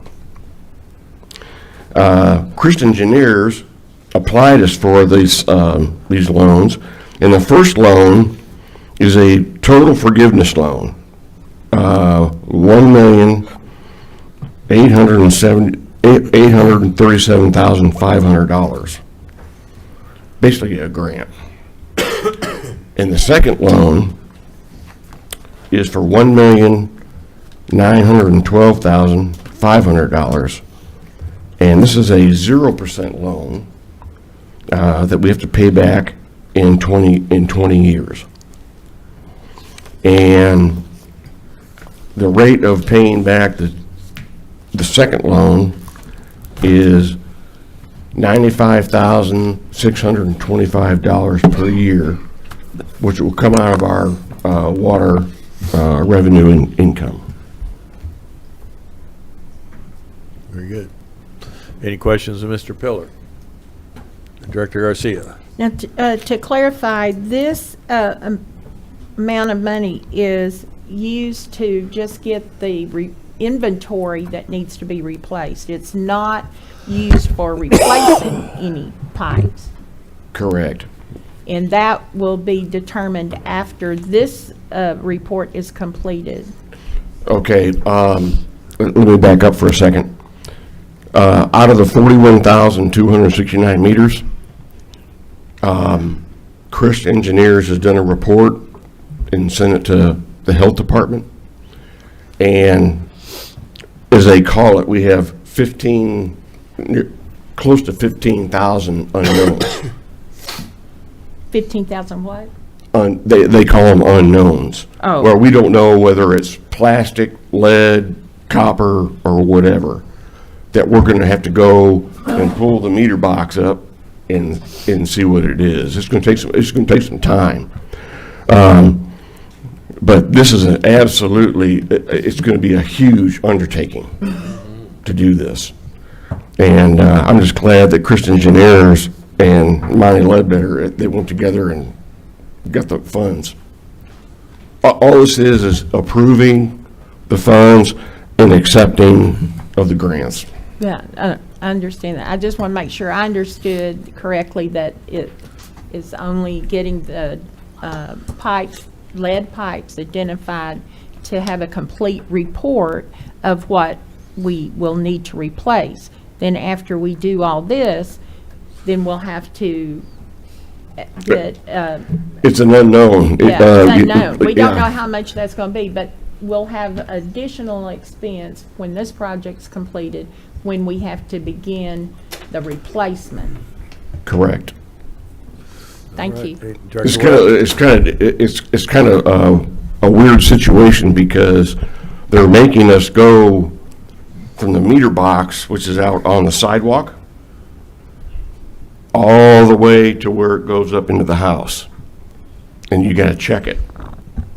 So you don't know what you're going to get into. No. Yeah. Older. It's unknown. Yeah. Director Webb? Thank you, Mayor. So the 15,000 or so lines from customers that are unknown as a result of the studies that went out, are you saying that this potential item being passed will help the city realize what those 15,000 are? Yeah. And that will help us plan for moving forward? Yes, correct. They will no longer be unknown if this is passed and put towards what it's supposed to go to. Correct. For water. Yes, Okay. sir, Director Webb. Mm-hmm. Yeah, this is only to make the inventory. Okay, right now, the report shows that out of 41,269 meters, we got 15,000 we don't know what to do about. And those are because they were installed before June 1988. Like Park Avenue, Whittington, Belding, you know. Very good. I think Mr. Albright? Todd, so you've mentioned a report that Chris has filed in order to get this funding. Is that not the report that was due by October 14th? October 16th, yes, correct. Yeah, it's already been filed. Okay. But the problem is that there's unknowns. Right, I understand that. But this money is not to do the inventory and the repair. This money is to, and I'm sorry, the inventory and the report. This money is to make some repairs. Is it not? No, sir. Oh. It's just investigation of the 15,000 unknowns. Okay. It'll take a. I'm just glad that Monty and Bobby Harris they bought some hydro excavators. It'll be a lot easier. Well, and in some of these neighborhoods, when they go, the subdivisions, they can check 1, 2, 3 of those, and if they're coming back that they're PVC or they're plastic, that whole area would be considered known. And so we could see 1 or 2, 3 openings take care of 25, 30, 40 homes. But Historically, until you start, anything That, good point, Bill. That's a very good point. Historically, anything from the meter to the house was the property owner's responsibility. So there's going to be some federal assistance on that. So Director Dobb Smith. that was kind of going to be my question was, first of all, how much do you estimate? I mean, we've got 15,000 unknowns. Do you estimate half, a fourth, all? Unknown. No idea. Until we- Then let's put it this way. How much will it cost per meter to replace, let's just say it's only 1,000. How much is it per property to replace these lines? It has to go from the meter box to the house. But So it it can vary? it- Just an average, just give me some kind of an average number. I you can't think. tell You you. don't have I that. can't tell you About that. 2,500 Yeah, that's what I was a few thinking. years That's- ago on very difficult terrain and some length to it. So, some homes are on flat ground and they go 80 feet or so and they're there. I gotcha. Might have to go 250 feet. And then the second question was kind of what the mayor said. Do you anticipate federal funding, or is this an unfunded mandate on the city? I mean, where will we get the money for this? I think it'll depend on what we find, whether we use CIP funds or some other source. But I just can't answer But that. this is a requirement, thanks. and we have funds available, and one is most, as you indicated, is a grant, and one is a zero-interest loan, paid over 20 years. So it is something we got to do, and the money's available from the federal government. That's correct. Please call the roll. Director Beard. Aye. Dobb Smith. Aye. Webb. Aye. Garcia. Aye. Trustee. Aye.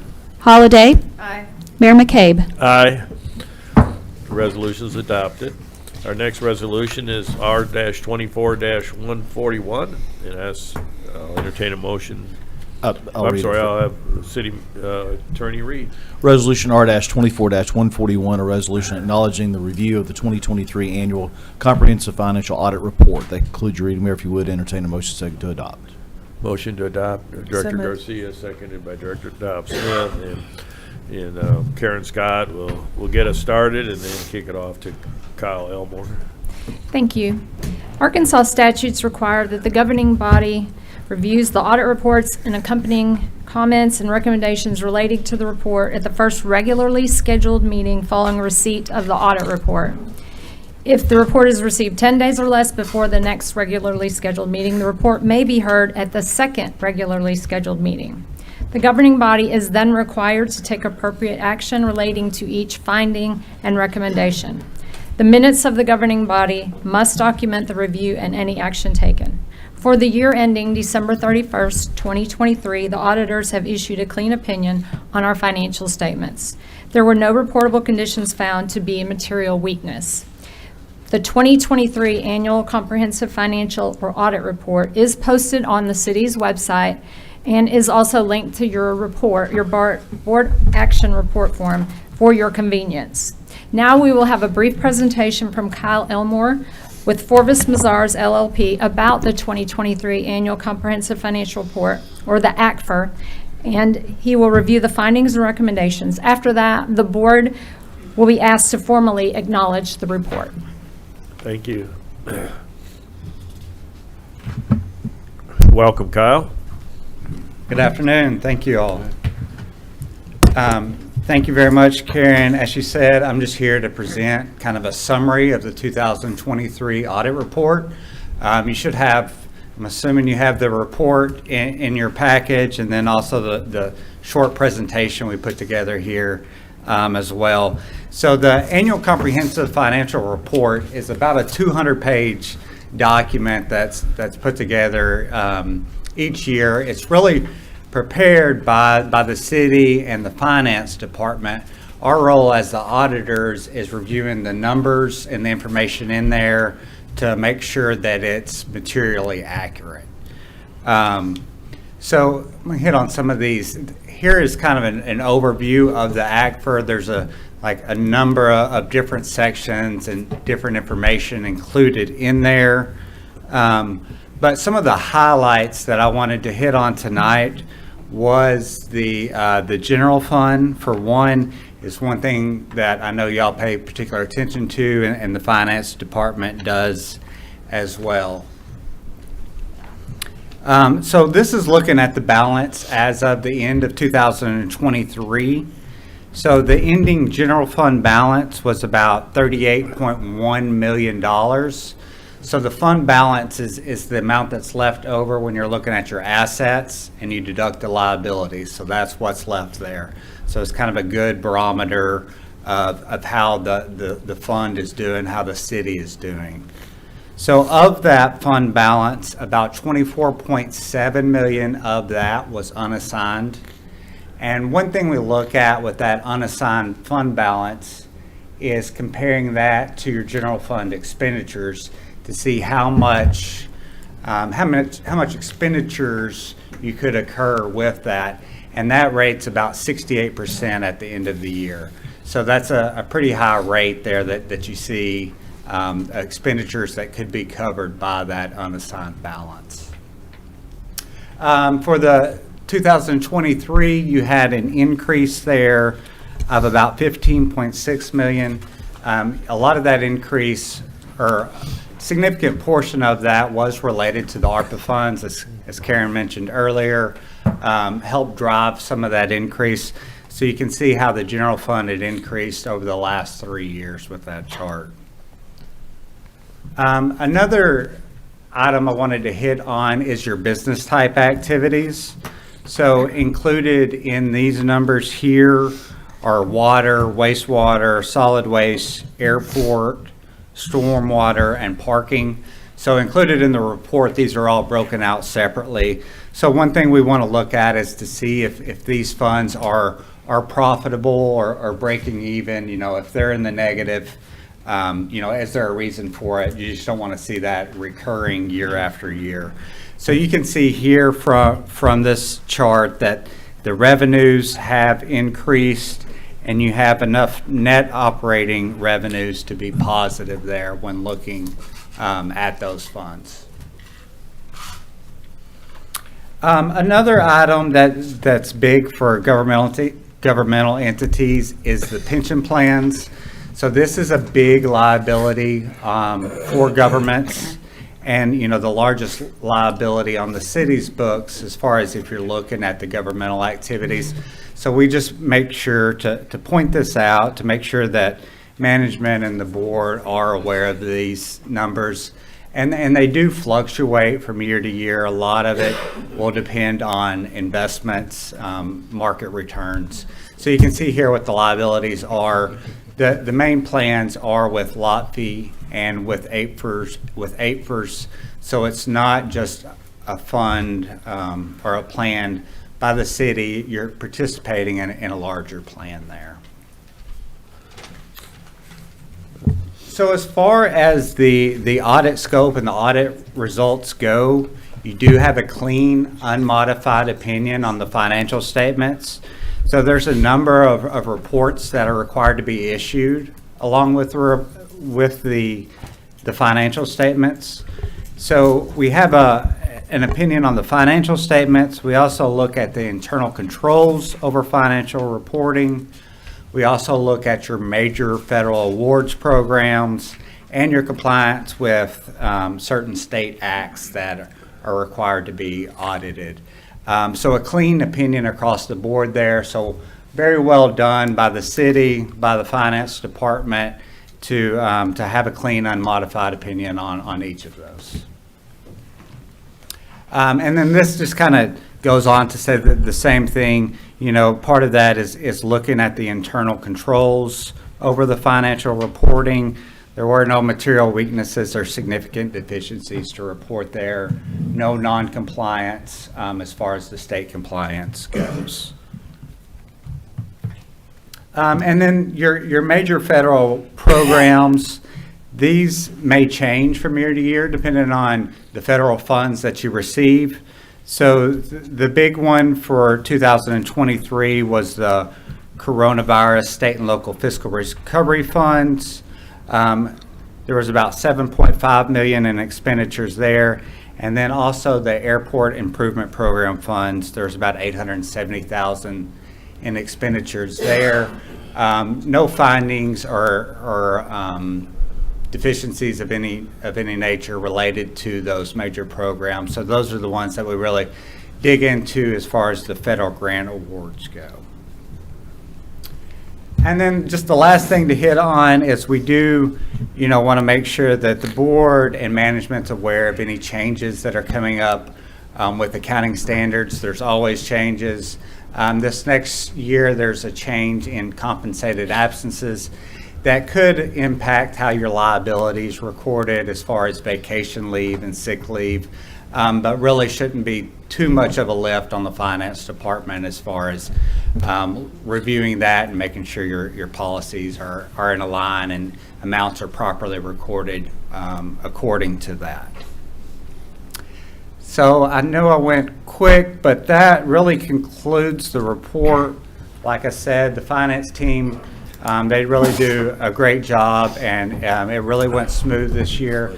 This was our second year to do the audit, so the first year was a learning curve for all of us as we're new to the city. So I think things went better, continued to improve there as far as our understanding of the city, the financials, and having the report completed as well as the ACFR completed. I will say something else I noted, and like I said, we've only been doing the audit for 2 years, but the ACFR is submitted for a Certificate of Achievement of Excellence. The city has received that for 30 years, so that is impressive. The Certificate of Achievement is kind of like you have a number of requirements that the audit's required to meet, and then it's additional requirements on top of that. The timeline's a little quicker as well. So congratulations to the city on doing that for 30 years. That's really impressive. Be happy to answer any questions. Director Garcia. Thank you, Mayor.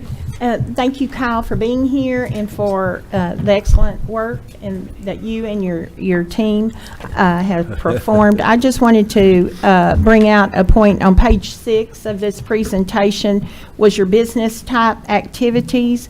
And I just wanted to point out in the report that even though in total these are all very positive, the parking did have a loss of over $327,000. And the reason I point that out is we are having discussions on paid parking plans. And in my opinion, this further supports, as you said earlier, you don't want to see losses year after year after year if it's not bearing the revenue to maintain our parking structures. Then that's why we are looking at that. But that is small compared to the big increases in the other funds, but still parking by itself was not profitable.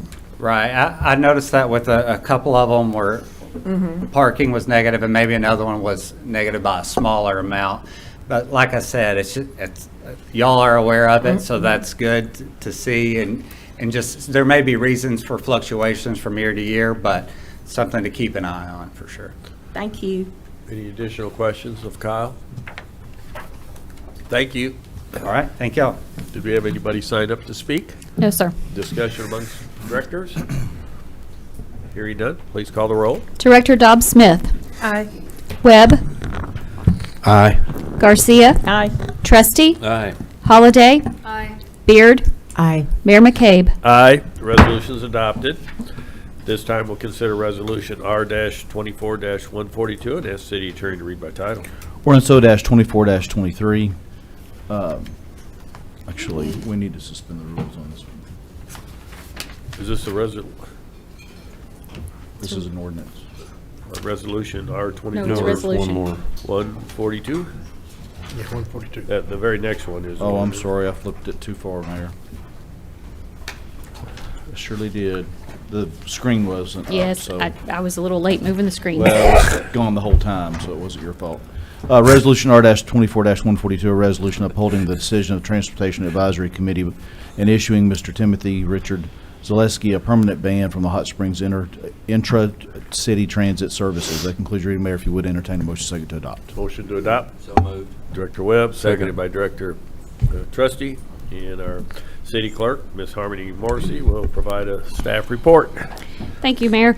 This item comes to you as an appeal of the administrative decision to place a permanent ban from intercity transit services on Mr. Zaleski. I'm going to give you a short timeline of events, and then Keith Jones of Intercity Transit will give a little bit more detail from his end. This began in May of 2020, so it's been a little while. Mr. Zaleski struck Mr. Downey, who is an intercity transit driver, in the nose and fled the bus. Mr. Zaleski was later located and admitted to the incident. He was informed that he would be temporarily banned from the bus system for violating the passenger code of conduct, and further actions would follow. Mr. Zaleski was then arrested by Hot Springs Police Department and charged with third-degree battery, to which he pled guilty and served time. May of 2020, Judge Graham issued a no-contact order to Mr. Zaleski to keep him from contacting Mr. Downey, the intercity transit driver. May 19th, Mr. Zaleski was suspended for 1 year from utilizing Hot Springs intercity transit services resulting from the incident. Later that summer, July 8th of 2020, it was 2 months after his assault on the driver, there was another incident, an altercation with someone at the Aristocrat Manor, and the following day, Judge Graham issued a no-contact order for Mr. Zaleski not to contact that person. Fast forward to 2023, in May, Mrs. Farmer emailed Mr. Jones on behalf of Mr. Zaleski asking if he was permitted to ride the bus. On June 9th, Mr. Zaleski was notified by certified letter that he would be permitted to use bus services, and that he had agreed at the hearing that any infraction of the rules that involved verbal, implied, or physical threats or injury to any employee or passenger of intercity transit would result in the immediate ban of riding privileges, and that the intercity transit department would seek to make that ban permanent. Later in October of 2023, Mr. Zaleski entered the intercity transit office at the transportation depot, interacted with the office manager, Ms. Kelly, there. He used profane and harassing language with her, again, without known provocation. Following that incident, he was issued a 6-month ban, which was in effect through the end of April.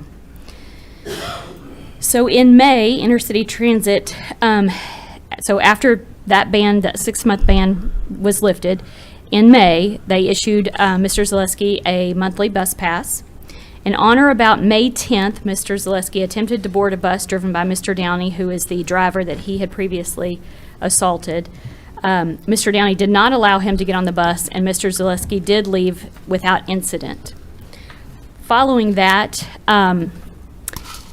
intercity transit advisor Keith Jones informed the driver, Mr. Downey, that Mr. Zaleski was no longer banned, that his 6-month ban had expired at the end of April. They had a long discussion in which Mr. Downey expressed continued concern over the safety of himself as a driver, as well as other drivers and passengers. On May 15th, Mr. Jones recommended that the city issue a permanent ban to Mr. Zaleski from riding the fixed route and paratransit service of intercity transit. On May 16th, Mr. Zaleski was notified that a permanent ban had been issued and he was no longer allowed to utilize Hot Springs intercity transit services. On the 24th, Ms. Farmer, who is his representative, notified the city clerk's office that they would be appealing that ban. On June 7th, the city did receive letters on behalf of individuals supporting Mr. Zaleski and encouraging the ban to be lifted.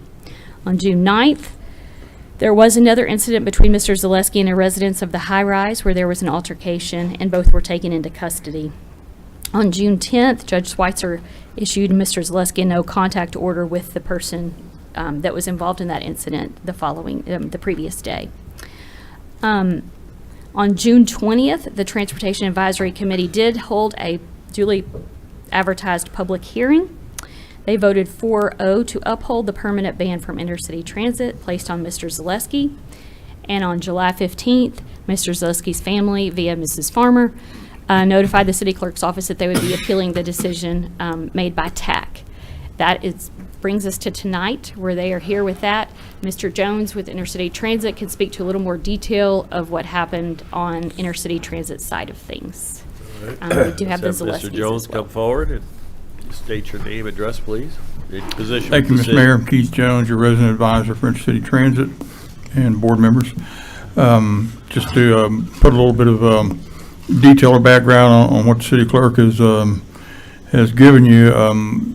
During the pandemic, which is when the first incident happened, the Homeland Security and TSA required transit systems to enforce a mask rule 100% for riding the bus. The drivers and riders had to wear a full mask over their face.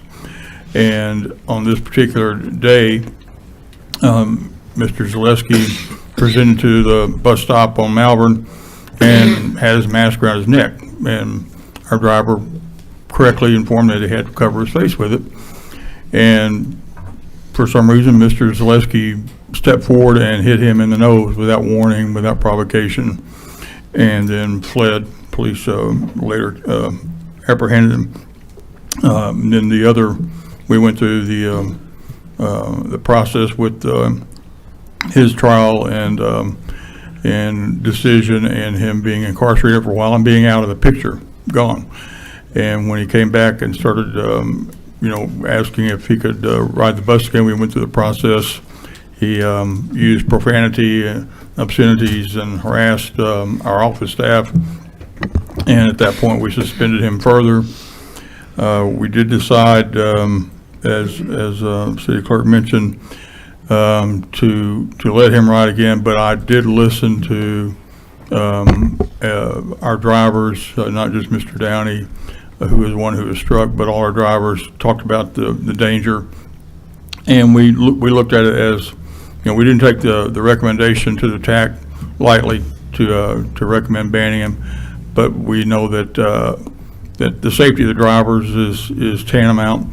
We also know that it's not just the drivers. If something happens on the bus while the bus is moving, then the passengers are at risk, the traffic's at risk, pedestrians at risk. So that's how we arrived at where we are. And I've got Ms. Kelly, the office manager, and Mr. Downey, the driver, here in case the board wants to hear from them. Any questions from the board? Thank you. We have a number of people who have signed up to speak. And let's say Candy Farmer. Miss Candy Farmer, is she here? Please come forward and give us your name, address, and district, please.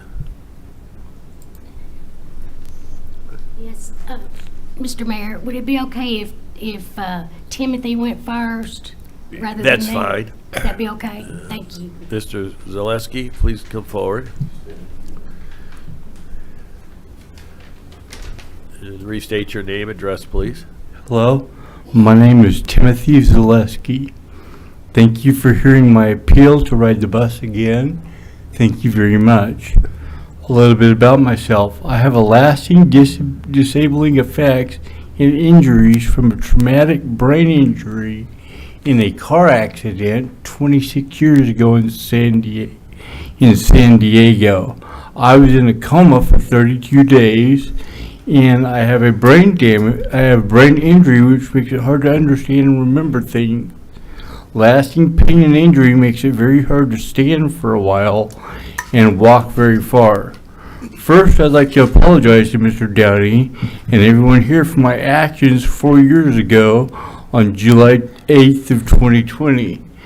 I do not get much money each month from Social Security, so without the bus, I have to get a taxi or ride Uber, which is expensive, and it cost me $7.19 to get here, which is 1 mile, and I have to skip other stuff that I need very badly. Secondly, I'd need this board to help me ride the bus again. In this way, I can really easily get more food at Walmart, go to doctor's appointments, and get medicines when I need them. I'm just trying to get my life together again, and I terribly need to be able to ride the bus because I have no family and I have very few friends here in Hot Springs because I've only lived here for 4 years. So I'm just asking you to please let me ride the bus again because I have no way to get anywhere. I have to take Uber and taxi anywhere that I need to go to. So I'm just begging you, please let me ride the bus once again. And Mr. Downey, I have nothing against him, and he's not in any danger at all. What happened, and it's over with, and I get along with the other drivers just fine. In fact, I'm friends with a couple of the other drivers, and I would gladly stay off Mr. Downey's bus if you would like that. I mean, I'll do whatever you'd like to. I just need to ride that bus again, please. Thank you. Any questions of Any Timothy? questions? Director Webb? Thank you, Mayor. Mr. Zaleski, it sounds like as we're listening to you here tonight that you're, pretty aware of what your current status is here in Hot Springs and what you're dependent upon having, to help you meet the needs that you have. Yes, sir. Can you share with us why you're having such difficulty being in compliant with the rules to ride the bus to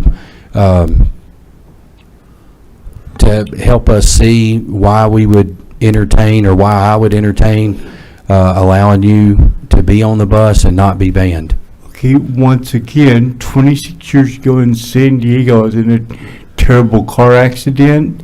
I suffered a 32-day coma, and because of that, I haven't drove in 26 years.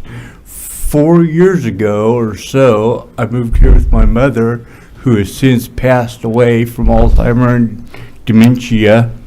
And I really don't know anybody here in Hot Springs. I have nobody. Candy, who lives in Benton, has a hard time making it over here to take me to Walmart or wherever I need to go to. And I have very few friends. I mean, I probably need like 3 people that I'd call people that I know well enough to say they're friends. And I just need a bus to go get groceries. I live at the high-rise mountain apartments right here, about a mile away. And I don't drive anymore, so I need to go constantly get groceries and the doctor, the dentist, haircuts, stuff like that. I have no way to get those places. I can't take a taxi and Uber every time. It's just too expensive because I don't make that much money on Social Security. Director Garcia? Thank you, Mayor. Are you aware of services that the Community Service Office, CSO, offers with that are free services for people in your circumstances to take you to doctor's appointments or to your appointments, and the SCAT buses? Okay, so I forget why, but SCAT won't work for me. I forget why right now because my memory is shot, but I did not know about any other CSO free. is here in town that provides those services, and they have a van that with a driver. Who does? It's the Community Services Office, and maybe someone could help connect that service. That'd be great. But the bus takes me everywhere, and I just need to ride the bus again very badly. I've gone 4 years now without riding it, and it's really hurting me badly financially. How have you gotten around it the last 4 years without the bus?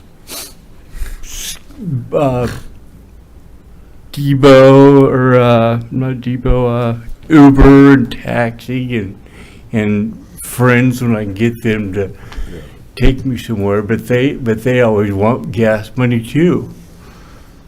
to go 1 mile, it's like $5, and 2 miles is 10, so it's really hurting me. Yeah. Whereas I got that monthly bus pass for $22, and I can go anywhere it'll take me, which is everywhere that I need to go. Any other questions of the board?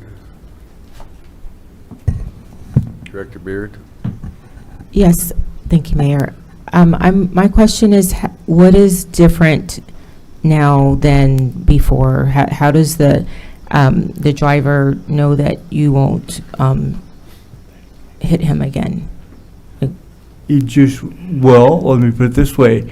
In San Diego for 21 years, I rode the bus with absolutely no problems. I moved back here and I rode the bus for approximately 3 years with no problems. And then we had that deal that went down on July 8th of 2020, and I can promise him that nothing's going to happen like that again. I can just look at him and promise him that that wouldn't happen. That was like a one-time thing, and to tell you the truth, if I may, could I tell you what really happened that day? Because so far, what Mr. Downey said was that he asked me to put the mask on, and I just punched him. That's not what happened. What happened was I tried to get on the bus with the mask around my neck, and he goes, "Put on your mask." And I just thought that was kind of rude, rather than, hey, you have to put on the mask to ride the bus, something like that. So I said, well, can I sit down, put down my groceries, and put on my mask? No, either put the mask on or get off the bus. And I just was going, wow, that's just like, I'm obviously handicapped. You can see that by my card. So there's just no reason to talk to me like that. And I just lost my mind, but that would not happen again. I know better than that now. I've went to jail. I've stayed off the bus for 6 months, and I feel that I've learned my lesson times 10, and I can promise Mr. Downey that would never happen again. And like I said, I wouldn't ride his bus if he did not want me to, but I have to ride the bus to go to simple places like Walmart, doctor, dentist, haircuts. You had other altercations over the past, not just with the bus driver, Mr. Downey. Other what? Altercations. What do you mean other ones? Well, you had got into a fight at the high rise that you got some no contact orders. Is that correct? Yes, sir. Because a person there about a month or so ago, I was sitting in what's called a gazebo, doing nothing. I was just sitting there, and this woman, who I got into a fight with, came up out of nowhere and just blindsided me. I mean, I didn't even know she was going to hit me at all. Bam! So I got up and just defended myself. That's all I did. And then the police officer said, "Do you want to press charges?" So of course I said yes, and then they turned to her and said, "Do you want to press charges?" She said yes. Click, click. There, we got arrested, both of us. That's what happened that day. Do you think some of your behavior issues is a result of your traumatic brain injury? Yes, I do, and I'm on like 12 kinds of different kinds of medications right now, and one of them got switched recently because, I'm forgetting one of them got switched recently, but they're for mood stabilization. So I'm trying to get better. I'm doing whatever it takes to get better, to not react that way to certain things. And that's the challenge for the city board is not to put other riders in harm's way. They're not in any harm. Like I said, sir, I've rode the bus for basically 24 years, and this is the only thing that's ever happened in 24 years. No one's at danger at all, sir. No one. I'm handicapped, for God's sake. I mean, I'm not really a threat. We have I any feel. additional questions of Timothy? Thank you. Thank you. We'll hear from Candy Farmer. Ms. Farmer, please come forward and state your name, address, please, district. Yes, sir. Yes, sir. Thank you. I'm Candy Farmer. I live in Benton, as Tim said. I am his cousin, and my other cousin is on Zoom, and so she's listening. Together, we manage Tim's life affairs as best we can due to his disabilities. Tim had a traumatic brain injury, and that has caused disabilities, problems that he's had since then. As you can see, some physical problems and some mental problems. He is working with his doctor and is trying to get those moods and all back together, calm down. He has some impulsivity, things like that she's trying to get calm, and he has been calmer. And you have a letter from his doctor that states that she is working with him and that she feels that at this point in time he's able to ride the bus. But anyway, that's that part. We're hoping that we can get Tim back on the bus. I've got one more person here, and he's going to talk in a minute. He'll introduce himself. Let me think, just 1 second. Thank you for listening to our pleas for our cousin, okay? After being allowed to ride the bus again, beginning May 1st of this year, Tim paid for a bus pass, which we have here, and he rode it for 10 days. 10 days, and he did fine. When Mr. Downey saw him come to get on the bus, he told him not to get on the bus. And he asked him his name, and he told him, and he said, "You're not to get on this bus." And that's when Tim got off without any incident, because he knows now that he's got to act better. And he went to, and followed the rules, went to talk to Mr. Jones. And Mr. Jones said, no, he can't do that. You can ride the bus. You have a pass. However, within a few days, Tim was at his home, his apartment, excuse me. Police came and gave him a letter that banned him from then on, permanently from the bus. Our problem with trying to help Tim is that Tim understands small things, and he has trouble remembering things. The main thing is he did what he was supposed to do.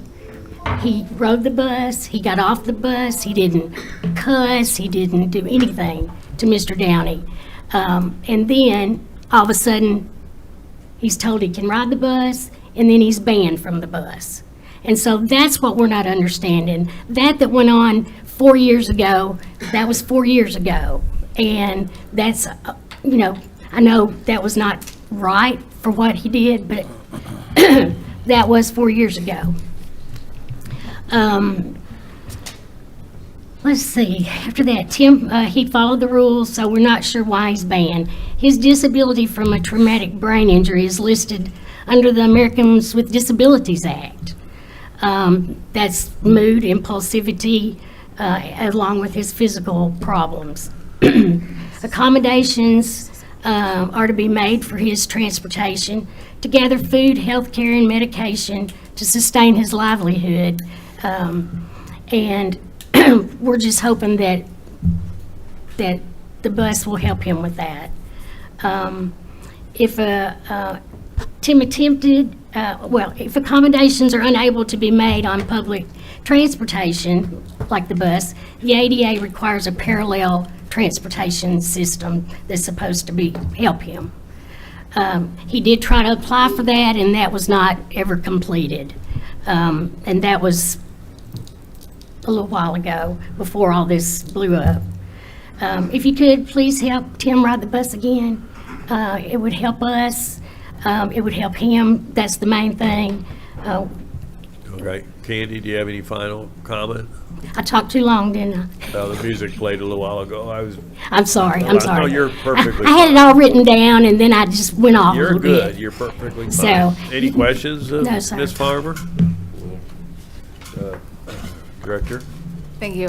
Just to clarify, you said that he was trying to make an application for different transit accommodations. Is that with our paratransit or with the secondary? No, that was with Okay. here. And just did not complete the application or was He was denied services? He didn't ask my cousin or I for help, and he was trying to fill it out, but he had some problems. So he called first up at the city office, transportation office, and I don't think it was still getting through. So they asked him to come up there, and he did. And a lot of the questions point to maybe he's not disabled enough, and that's what she told him. And when she told him that, he got mad and he cussed at her, and that's when he got the 6-month ban. Okay. So then we just stopped that for then. So, if that makes sense. Yes, thank you. Yes, ma'am. Any additional questions for Ms. Farmer?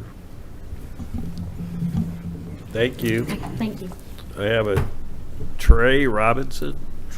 Troy Robinson, please come forward and restate your name, address, please. Troy Robinson. I live in Benton, Arkansas, 1203 Kings Court. Excuse me. I guess I'm going to ad lib a little bit because some of the information has changed since the last meeting we were here. I wanted first to address the timelines that was gone over by Ms. Harmony and then again by Mr. Keith, and they've changed them a little bit to get in line with the information that I queried them about when we were here last time. It seemed that there was some information that they had left out, but they've pretty much put it all back in. So I will go with what I have that is still opening here. One of the first things I was curious about, you know, they mentioned the Aristocrat Motel. Also, on our own behalf, we just decided that we should be forthcoming with the incident that he had at the towers. Okay. However, when I go and look at the Interstate Transit Passenger Code of Conduct, it says absolutely nothing other than your actions on the bus. I don't know if this other information is actually pertinent or not. From your perspective, I can understand where it's of a concern, okay, but still, his actions on the bus is only boiled down to one instance where Mr. Downing was struck, okay? Again, there was the camera on the bus was not working that day, so nobody knows exactly what happened. There are two sides to every story. Regardless, we understand, and Tim understands, that he should not have struck him for any reason. He was just frustrated. He just wanted to get in, put his groceries down, and then put on his mask. But I think the question arises, the main question arises with how we came about to have this final and last permanent ban come to place. Tim had been allowed to be on the bus again. He had his bus passes as they shown. And once he encountered Mr. Downing, Mr. Downing kicked him off the bus. Tim left the bus without incident. He went to Mr. Keith and explained the situation. And again, Mr. Keith said, Well, he can't do that because we've given you privilege to ride on the bus. But within 2 days, that was all changed, and he got a letter saying he's permanently banned. It seems like maybe rather than going by the rules that are laid out, that we have a little bit of a bureaucracy kind of making the rules or changing the rules as they see fit for whatever reason. Now, if this is to appease the bus driver that was hit, Mr. Downey, then that's what's happening. But if you would watch, if you had the opportunity to watch our previous appeal, and you could watch the uncomfortableness of Mr. Keith when certain questions were asked about how the information has gotten to the bus drivers on who can ride the bus, and on Mr. Downey's behalf saying, well, I don't know if I got those messages or not, and then watching Mr. Downey jumping up 2 or 3 times throughout the meeting to the podium saying, I don't care, he's not riding on my bus. Like the old song says, just take this job and shove it, which he's using this terminology in this courtroom, and 2 or 3 times reiterating that shows me that we might have just a slight bit of a possibility of confrontational individual on the other end.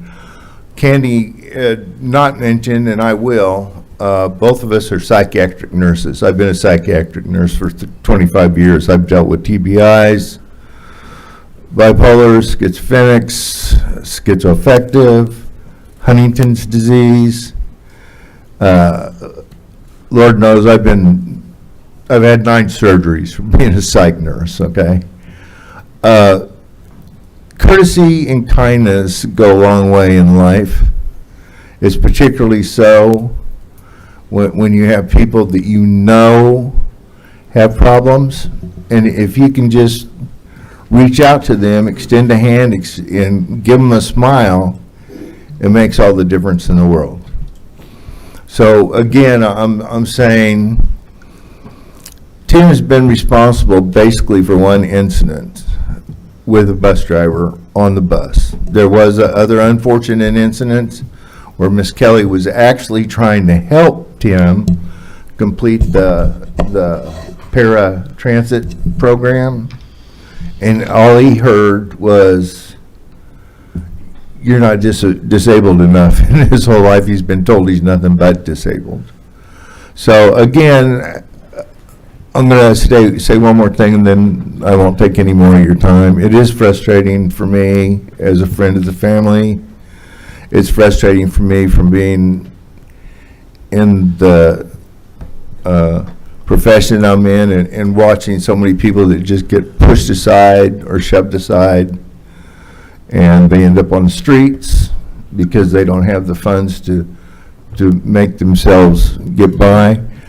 I think we have a one-off situation pretty much here. I know that there were some other instances, but there was other extenuating factors during those times regarding his family, his mother who passed away last year, having the bus privileges taken away from him decimated him. And I think that caused some issues also. And I lost that final point I was going to make. It was a really, really good one, too.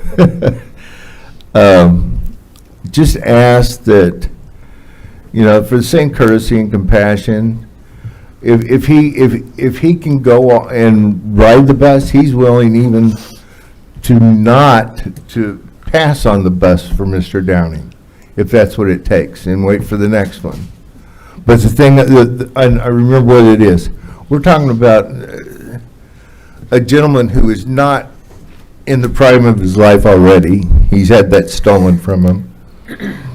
He's not going to get any better. He's not going to get any stronger. He's not going to get any more agile. He's not going to have his mental capacity come back to him. he's going to get nothing but weaker and weaker and weaker. And it makes absolutely no sense to me how you can give a lifetime ban to somebody with that situation facing them for the rest of their life. And I do thank you for your time as well. Any questions of Trey? Director Webb? Thank you, Mayor. Mr. Troy, you had mentioned that there was only really one incident that Mr. Zelinski has involvement with IT services, and I'm seeing some details that are presented to us that speak to the opposite of that, and I want to share those with you and then get your take on it. I'll be happy to address them. Yes, So it looks like the major incident that occurred in 2020, May 14th, 2020, yes, sir. right, where Mr. Zelinski did hit and assault a bus driver for the city of Hot Springs, that took place, and I don't think you're objecting to that at all. No, Neither not is at he. all. And then we fast forward, there's some other incidences that take place, again, outside of the bus, but in May of '23 is when the email took place from Ms. Farmer. The hearing was held, I think, May 20th, and June 9th of 2023, Mr. Zelinski did receive a certified letter from the city of Hot Springs, and in that letter, where he was presented with a copy of the passenger rules of conduct, they discussed unacceptable behavior and disciplinary action for each category. Yes, sir. And the letter also states that he agreed that any infraction of the rules that involves any verbal, implied, or physical threat or injury to any employees or passengers of intracity transit will result in an immediate ban of your riding privileges, and we will seek to make the ban permanent. That was issued to Mr. Zelinski was discussed May 20th of '23, and then the actual letter went to him in June of '23, and then here we are just a few months later in October of the same year of '23. He went to the transportation depot, interacted with office manager Ms. Kelly, and it was in this interaction where he used profane and harassing language with her, again without provocation. This is in violation of the very letter that he agreed to in June of 2023. So that, in my count, is more than one instance. And in that letter, the city did make it clear that any violation of this letter would not only result in a ban, but we will seek a permanent ban. Right. So what's your response to that? Well, my response to that, first of all, is I was questioning, first of all, if when it said, however it was worded, driver employee, because I never got a copy of that, nor could Candy find one for me. If they were referring to the drivers and the passengers, or if that was speaking of any employee that was not on the bus as well. So I did not know that for 100% sure, okay? And as far as the incident, and that I spoke to that when he went in, and we felt, from my understanding of how Tim described it and Mr. Keith described it, that Miss Kelly was probably just trying to help him, and I stated such.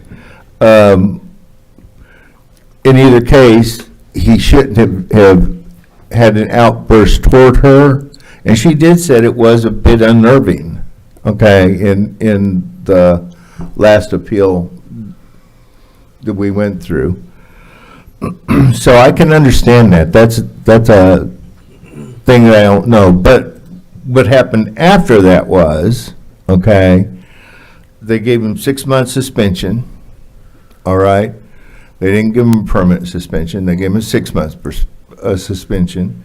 And then they reinstated his privileges once again, okay?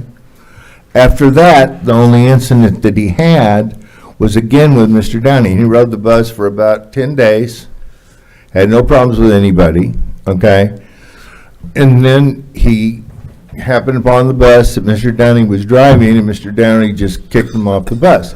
Now, did Mr. Downey know that Tim was on there? I likely think so, yes, because of the way the questions were answered during the last appeal that we had, because there was a lot of hem-hawing about, well, sometimes it's directly, sometimes it's done by email, and then Mr. Downey says, oh, gee, I don't know if I really got that or not. Whatever, I don't know how the process is going, you know. Yes, sir. So, but Mr. they did give him that privilege back.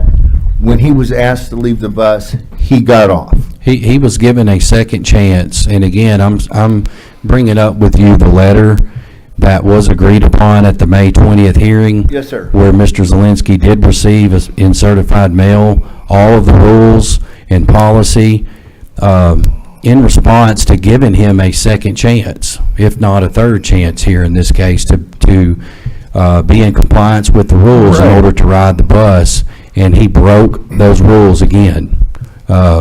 And they were very clear that if you break these rules, it will result in an immediate ban of your riding privileges, and we will seek to make the ban permanent. Okay, and I heard you.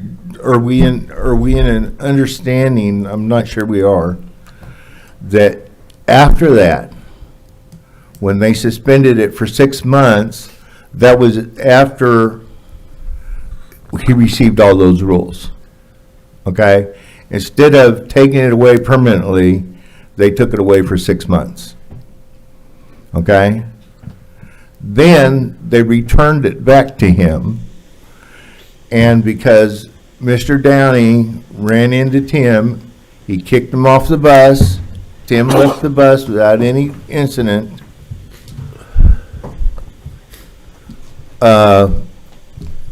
And with Mr. Keith says, well, no, they can't do that, okay? I'll go tell him right now that he can't kick you off the bus. And then 2 days later, he gets a letter saying he's permanently banned. So I agree with everything you've said. It's just that they did give him a 6-month suspension instead of a permanent ban, and then returned it back to him, let him back on the bus again, and then when Mr. Downing obviously complained that the guy was back on his bus, then everything changed. Yes, sir. I'm hearing everything you're saying, but again, will result in an immediate ban. That's going to speak to the 6-month ban that you're sharing with me now, and we will seek to make the ban permanent. That is what the city did in this case, in my opinion. Okay. They stuck to this policy that was agreed upon by everybody. Okay. But they already had they gave it to him twice since then. Mr. Robinson. Yes, sir.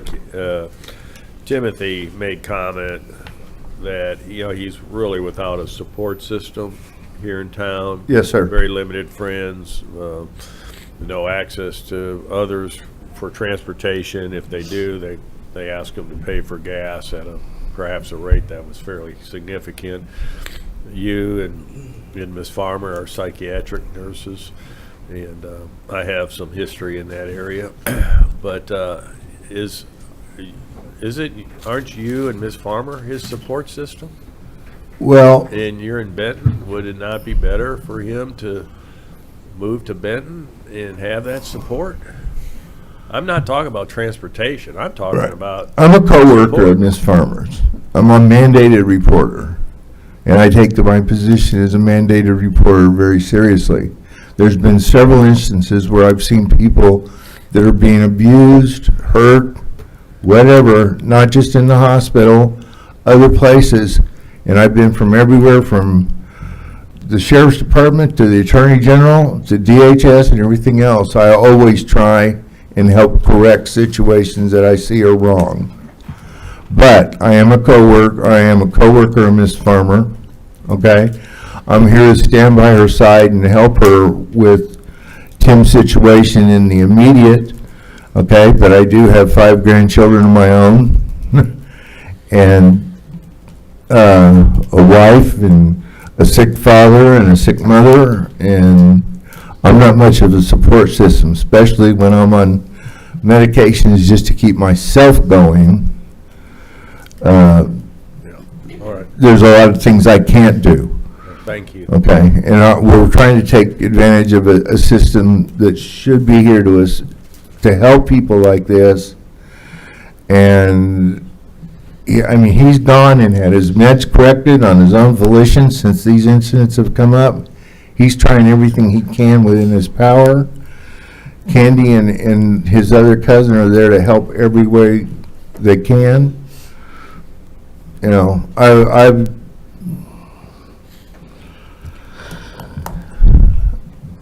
just observed this process, and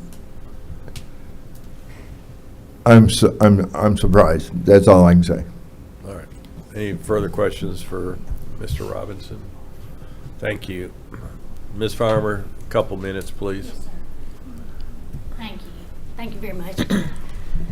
Tim's not like you and I, okay? He had a traumatic brain injury. I'm not trying to just say that over and over and over, but his mind does not work like ours. It doesn't go together like ours. There's a synapses that don't click. And for him to always follow every rule is hard for him. For him to always buy the same thing at Walmart is hard for him. For him to get to Walmart is hard for him. For him to remember that what we said tonight, what we will say tonight, is extremely hard for him. As far as him living in Benton with me, Tim still is trying to be a man on his own as best he can. And he can do that, and he has done that for years. And for him to, he was moved here, he moved here with his mother in Hot Springs. And so we've been in Benton, but once she passed away, then it was left for just us, for just me and my husband to try to help, and then my cousin in California. So it's, and you may not know, but you may know that Section 8 housing, which is what he's in, is extremely hard to find, extremely hard to find. And we finally found somewhere here, and that's why he's here at this moment. And so that's the best that we can do right at this moment. And the best that I hope y'all can do right at this moment is just let him ride the bus, please. And he just won't ride Mr. Downey's bus, or either maybe the paratransit. I was not aware of what you said, Ms. Garcia, and so we could look into that possibly too. We've tried all we can think of at this point in time, but we're working hard as we can. So, thank you very much. Thank you. Those are the individuals that have signed up to speak on this issue. Pardon? Mr. Downey. Well, Mr. Downey, did you want to come forward and Yes, sir. make comment, please? My name's Robert Downey, and I feel for Mr. Lewinsky, whatever his name is. I've had a daughter that was a paraplegic, so I understand. But the man has a temper problem, and it just goes off any time, apparently. And I really wish that y'all would look at his track record before you say yes, no, or whatever your answer is going to be. Because what's going to happen if he gets on the bus and one of his temper fits come on, or whatever it is, when he wants to hit somebody, and what if he hits another passenger? Maybe y'all might even have a lawsuit. But anyway, just please look at his track record before you say yes or no. Just think about it. That's all I got to say. Any questions for Mr. Downey? Oh, and by the way, if he gets on the bus, yes, I will quit. You will what? Thank you. That last comment isn't part of our deliberation. Discussion amongst directors.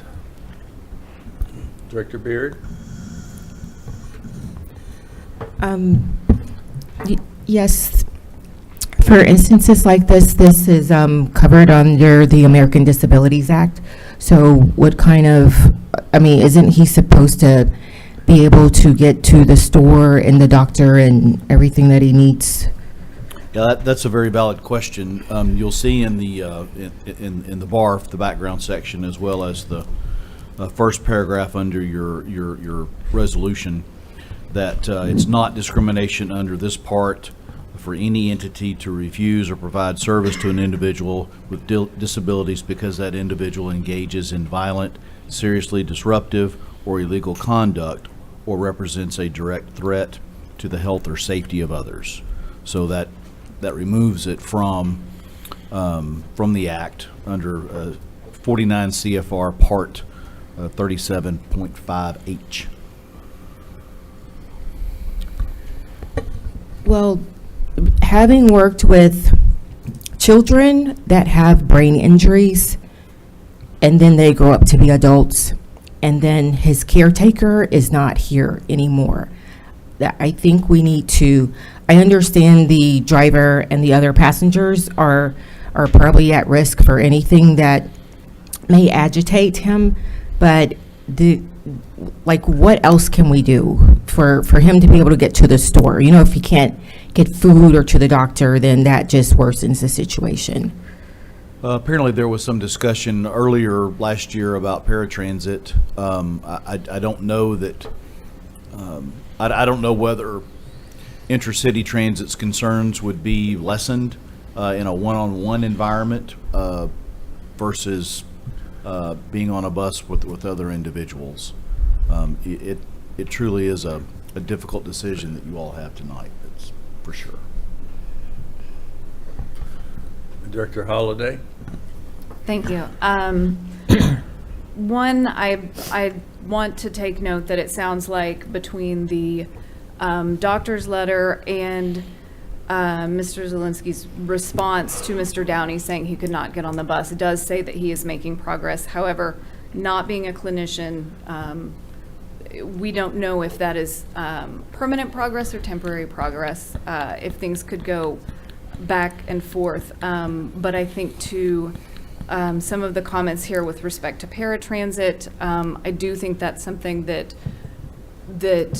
we can look into, because I think this idea of agitation or overstimulation being a catalyst, I would imagine would be limited with less people or perhaps a single driver.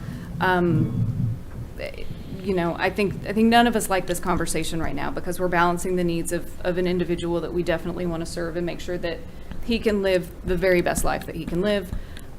We also need to make sure that our bus drivers, our staff, our other riders, and other people on the road are safe.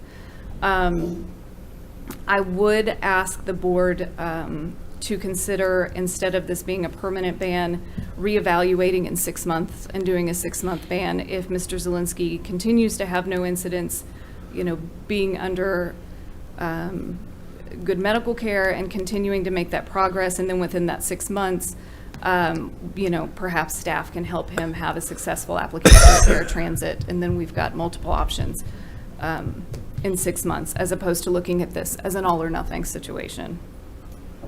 Just to clarify, are you asking that you enter a 6-month ban, or you table it for 6 months and rehear it? Which is it that you would prefer to do?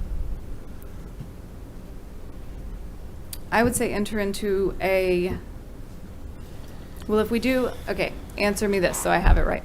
If we were to do a 6-month ban, then he is automatically, and that was part of what had happened here. He had a temporary ban. Anyone who's temporarily banned. He would be reinstated. Right, immediately, regardless of any other review. However, if it is tabled for 6 months, we have the opportunity, you know, to hear from him, perhaps his doctor and his family again, or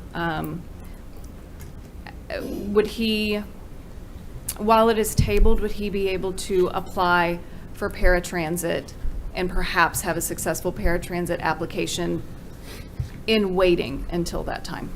If that's the board's decision, whether or not this ban extends to all intra-city services or not. Well, that's why I'm asking if it's tabled, it gives him the opportunity over the next 6 months to make sure. I know that the paratransit applications can be a little lengthy, and oftentimes individuals do need assistance from other people to get everything they need.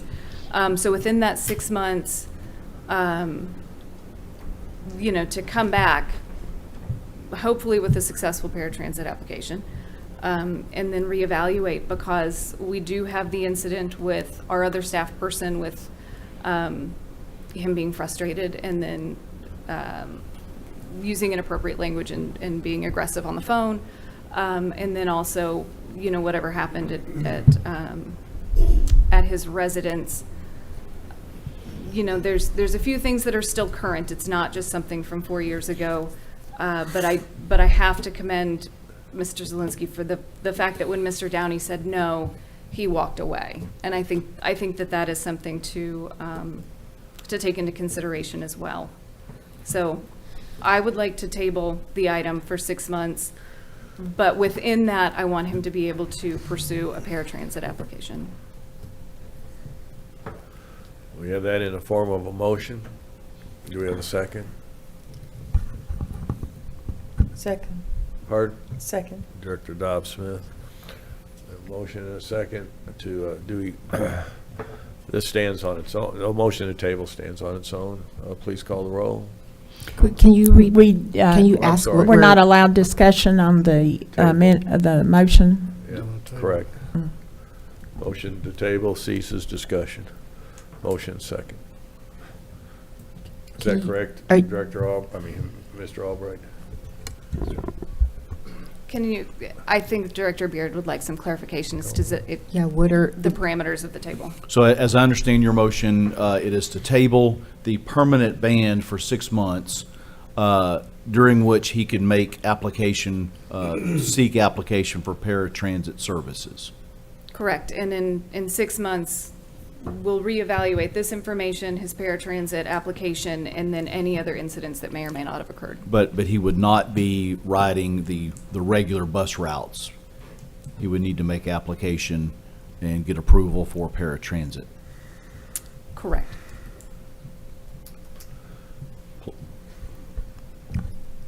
Are you getting ready to call the roll? Yeah. Okay, can you restate what we're...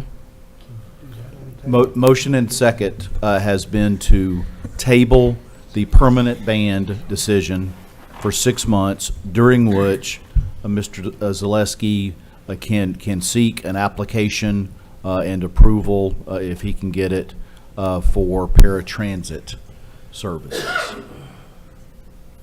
And that we will revisit this in 6 months and It will- review basically his record, and has he had any other occurrences of aggressive behavior. It would come back to you in 6 months. Please call the roll. Director Webb. No. Garcia. No. Trustee. No. Holliday. Aye. Beard. Aye. Dobbs-Smith. Aye. Mayor McCabe. Aye. The item is tabled for 6 months with the associated items. Okay. Moving to consider ordinance O-24-23. I'll entertain a motion to suspend the rules and read by title. So moved. Director Webb, seconded by Second. Director Holliday. Council, please read by title. Ordinance O-24-23, an ordinance waiving the requirements of competitive bidding and approving the emergency purchase of a 125 horsepower Cornell sewer pump for the Winkler Road Pump Station. That concludes your reading, Mayor. If you would entertain a motion second to adopt. Motion to adopt. So moved. Director Holliday, seconded by Second. Director Dobbs-Smith. And Todd Pillar, our engineering project manager, will provide the staff report. Welcome. Thank you. This is a 125 submersible Cornell pump that's out at the Winkler Road Pump Station. And the existing pump's about 20 years old. It's failed, and we're running off the Godwin backup pump right now. And this is a direct replacement. So the price tag of $100,192.50 includes the pump, motor, freight, and tax. And the reason why we need to get this on order is because it has a 32-week lead time. And this will come out of the board-approved sewer lift fund out of 645. Board, just as also a further clarification, this was an emergency purchase. We have issued the PO, we have ordered the pumps. The reason it's coming to you tonight, it was an emergency purchase. It exceeded my authority, so we needed to bring this to you this evening, and also waiving competitive bidding on this emergency purchase. Any questions of Mr. Pillar? Director Webb? Thank you, Mayor. So this pump station here, Todd, where it's located off Winkler Road, about how many residents does it serve in that area? I guess I should say consumers. I can't answer that, but the station's about 300 to 350,000 gallons a day. Would it be safe to say that it's over 2,000? I wouldn't guess. Okay. Does it provide service to Lake Hamilton School District as well? Not This yet. pump station? It will. Not yet. But it will? So, I mean, in that respect, we're looking at, about 4,400 students, 400-plus staff, community leaders that visit the school, and parents and so forth. Yeah, Gary's here. Do you know what the Lake Hamilton School pump station is rated for? I don't have that off the top of my head. Well, obviously, Chris Engineers, or an engineering firm, was involved in the design or specifications. RJ Group. RJ Group, okay. They did a wastewater model. You said the lead time is what again? 32 weeks. 32 weeks. Yeah. All right. Director, trustee. Thank you. Todd, the backup pump, that emergency backup pump, is it 20 years old? Has it been used before? Do we expect it to make it to the 32 weeks till we? Oh, no, it's a brand new Godwin diesel fired pump right now. It's brand new? Brand new. Okay. So that. Well, I say brand new. Well, It's relatively. Time flies. I think it might be 2 years old. relatively new. Oh, yeah. So It works fine. should perform the functions it has to be Yes, during sir. this interim. The issue, Winkler's really one of our major stations that is in that southwest plant, and so with that emergency backup, the Godwin pump, now we don't have that backup. Right. So, we need to get this pump, get it back in the ground, and rely back on the Godwin for what it was meant for, and that's these emergency situations. Yeah, But backup. the pump station does have capacity. It went through, the RJ and studies. Pump station's a good pump station. We just need a new pump. And so, if something should happen to this emergency backup pump, what do we do then? I mean, we don't have anything else in reserve, right? Or do we have something we can move over there to? I know we've got portable generators, but I'm not sure. Depends on what it is. Well, that's wrong. when we put the Godwin backup pump in, Right. we made connection points from the wet well to the force main. Okay. So we can bring in a 8-inch portable pump and pump out of the wet well and continue pumping if we really need to. Okay. We have cam lock connectors, that'll connect everything together. I have no idea. In other words, we've got equipment that can handle it. I'm sorry. There- Too much information. There is a system in case that emergency pump. Yes, the connections are all there. Great, thank you. Any further questions of Todd? Director Webb? Yeah, so the old pump was 20-plus years ago. Is about how many years do we expect to get out of a new pump? Is 20-plus years a good amount of 20-plus time? years. Okay, so this one that's coming here, 125 horsepower, you were mentioning that it pumps about 300,000 gallons of water per day? Per day. So what does that look like, gallons per minute? And, well, let me phrase this question. I don't want to give you that kind of math equation. At 300,000 gallons per day, about how many, and that's the max, right? That's what you were saying? About how many homes, or I should say, what's the word I'm looking for? Consumers. Hookups. About how many hookups would that cover, max? Average, 100 gallons per household per day. So about 30,000. Okay. No, I'm sorry, 3,000. And there is some development on 70 in that general area. Do we know what's happening with those developments? You know, there's some trees being cleared, some ground being leveled. I would presume that there's going to be some type of an establishment there, or establishments, homes, businesses, some type of commercial coming in the near future. So would those, where those developments are there on 70, would they be connected to the Winkler system as well? Let me take this one. Now, keep in mind, any of those developments, they've got to run a model.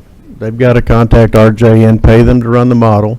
If we need to upsize our services or our pump stations based on their development, they've got to do that.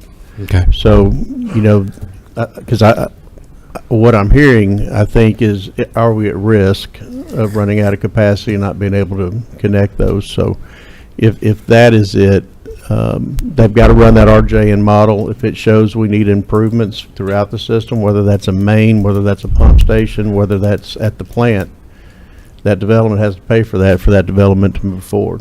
Okay, so is what you're sharing with us now is based on what's there and present that runs off of the Winkler pump station. The 125 horsepower will cover it, but we don't know where it stands as far as with the other developments, because we don't know what's happening with that. Yeah, and that's anywhere in our system. I'm just trying to make sure that if we get 125, I don't disagree with us having this emergency purchase, because like Director Trusty was pointing out earlier, we don't want to be just relying upon an emergency backup. Even if it's as good as a Godwin, which is only 2 to 3 years old, we want to make sure that we have, you know, the pump station itself furnished with a new pump and an emergency backup. But if we were to get 125 horsepower now, would that be enough horsepower? So yeah, that's where I was trying to go with that line of question. And we've got a school district too. That would be Correct. tied to it. Now that 125 horsepower submersible pump, it'll pump the capacity of the Winkler plant, which is 1 million gallons a day, which is 700 gallons a minute. Okay. It's only pumping 300,000 gallons right now, as far as capacity does. Now, I'm not Bobby Harris or Monty Ledbetter. They know the system better, but some of the stuff on 70 West doesn't go to Winkler. It goes across the 70 bridge and comes all the way to Davidson. Fairwood. Fairwood. Yeah, that's right. Okay. Thank you. All right, any additional questions for Todd? Thank you, Todd. Yeah, thank you. Anyone sign up to speak? No, sir. Any discussion amongst directors? Hearing none, please call the roll. I'm sorry, I'm on the wrong page. Director Garcia. Aye. Trustee. Aye. Holliday. Aye. Beard. Aye.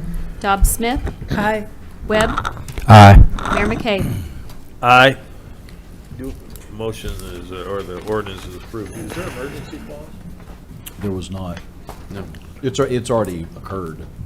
This is an after the fact Okay, approval. thank you. Right. Okay, we'll move on to item 12, is consider ordinance O-24-24, and I'll entertain a motion to suspend the rules and read by title.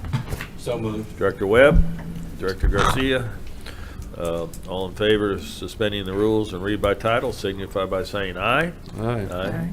Both same sign. Motion's approved. Please read by title. Ordinance O-24-24, an ordinance amending the zoning map from R2 suburban residential and C3 office neighborhood commercial to M1 light manufacturing for 2.2 acres at 934 and 936 Golf Links Road and 138 Fontana Road, and for other purposes. That concludes your reading, Mayor. If you would, entertain a motion second to adopt. So moved. Director Trustee, seconded by Director Garcia, and Ms. Kathy Selman, Planning and Development Director. Thank Give you. us a staff report. Good evening. This is a request from two property owners, Ms. Linda Bright and Mr. Greg Siskey. They have submitted an application requesting M1 light manufacturing zoning for 2.2 acres of land located at 934 and 936 Golf Links and 138 Fontana Road. The subject property is currently zoned office neighborhood commercial and R2 suburban residential, has a future land use classification of commercial enclave and residential low, and it's located in Board District Number 5. There, at this time, on the properties is 1,320 square feet residential structure, utility buildings, approximately 5,000 square feet feed storage barn, and a 2,000 square foot automotive repair with truck rental shop. They have approximately 250 feet of street frontage on Golf Links Road and 160 feet of street frontage on Fontana. Adjacent and nearby uses include office, vacant undeveloped land, daycare, and a single-family residential neighborhood. Hot Springs Code states that there are a number of standards that must be met, and that Planning Commission shall make a specific finding as to whether the change demonstrates compatibility with surrounding development or zoning, is consistent with the objectives of the zoning code, implements an approved city plan, responds to a significant change in surrounding physical, economic, land use, or other condition, fulfills a demonstrated public need for land so zoned, or corrects an error in previous city action. The applicant's narrative states that Greg's Hay and Straw LLC is requesting approval for expansion of its business at 934 Golf Links and 138 Fontana due to the sudden required relocation of its supplies and materials. Greg's Hay and Straw was suddenly and unexpectedly forced to relocate a substantial amount of materials and supplies for Oaklawn horses due to the recent acquisition of land along Golf Links and Central by Amazon. This land is currently under development by Amazon. Greg's Hay and Straw relationship with Oaklawn has grown substantially. We provide 82% of the feed for horses. Without being in extremely close proximity to the racetrack, it is impossible for us to meet the time demands required. The only way to continue to provide the necessary services to keep the horses supported is to have the ability to expand our current walk-in location at 934 Golf Links.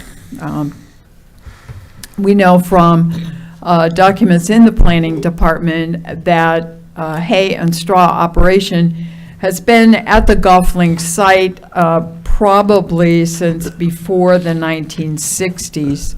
So we have a historic use with a sudden need to expand onto land which does not support the storage of hay and straw. The M1 zone district would do so. Bennett's Automotive Repair at 936 Golf Links has been in operation since 1995, according to the tax assessor, and is currently considered a permitted use in the current zoning. It would remain permitted use if rezoned to M1. Greg's Hay and Straw has been in operation under this ownership since approximately 2012. It's considered a lawful non-conforming use with the current zoning and would become a permitted use if rezoned to the requested M1 zoning. 138 Fontana currently has a vacant single-family structure built in 1951, again according to the tax assessor's office. It was purchased by Greg's Hay and Straw in 2017. As the property is currently residentially zoned, expansion of Greg's Hay and Straw is not permitted without the rezoning which has been requested.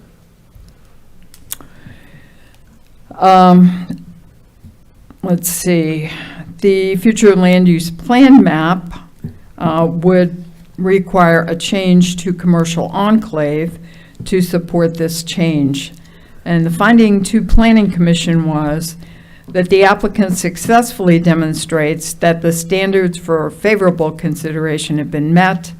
Planning Commission is able to establish a basis for recommending to the Board of Directors that the proposed change demonstrates a public need for land so zoned with future land use map change to designate the properties as commercial enclave. Planning Commission action on July 11th, 2024. Planning Commission held a duly advertised meeting, called for testimony, considered the record, and voted 9-0 to recommend that the Board of Directors approve an ordinance amending the zoning map from R2 Suburban Residential and C3 Office Neighborhood Commercial District to M1 Light Manufacturing for this approximately 2.2 acres of land at 934 and 936 Golf Links Road and 138 Fontana Road, because the change demonstrates a public need for land so zoned, and to amend the property's future land use map designation to commercial enclave. Mr.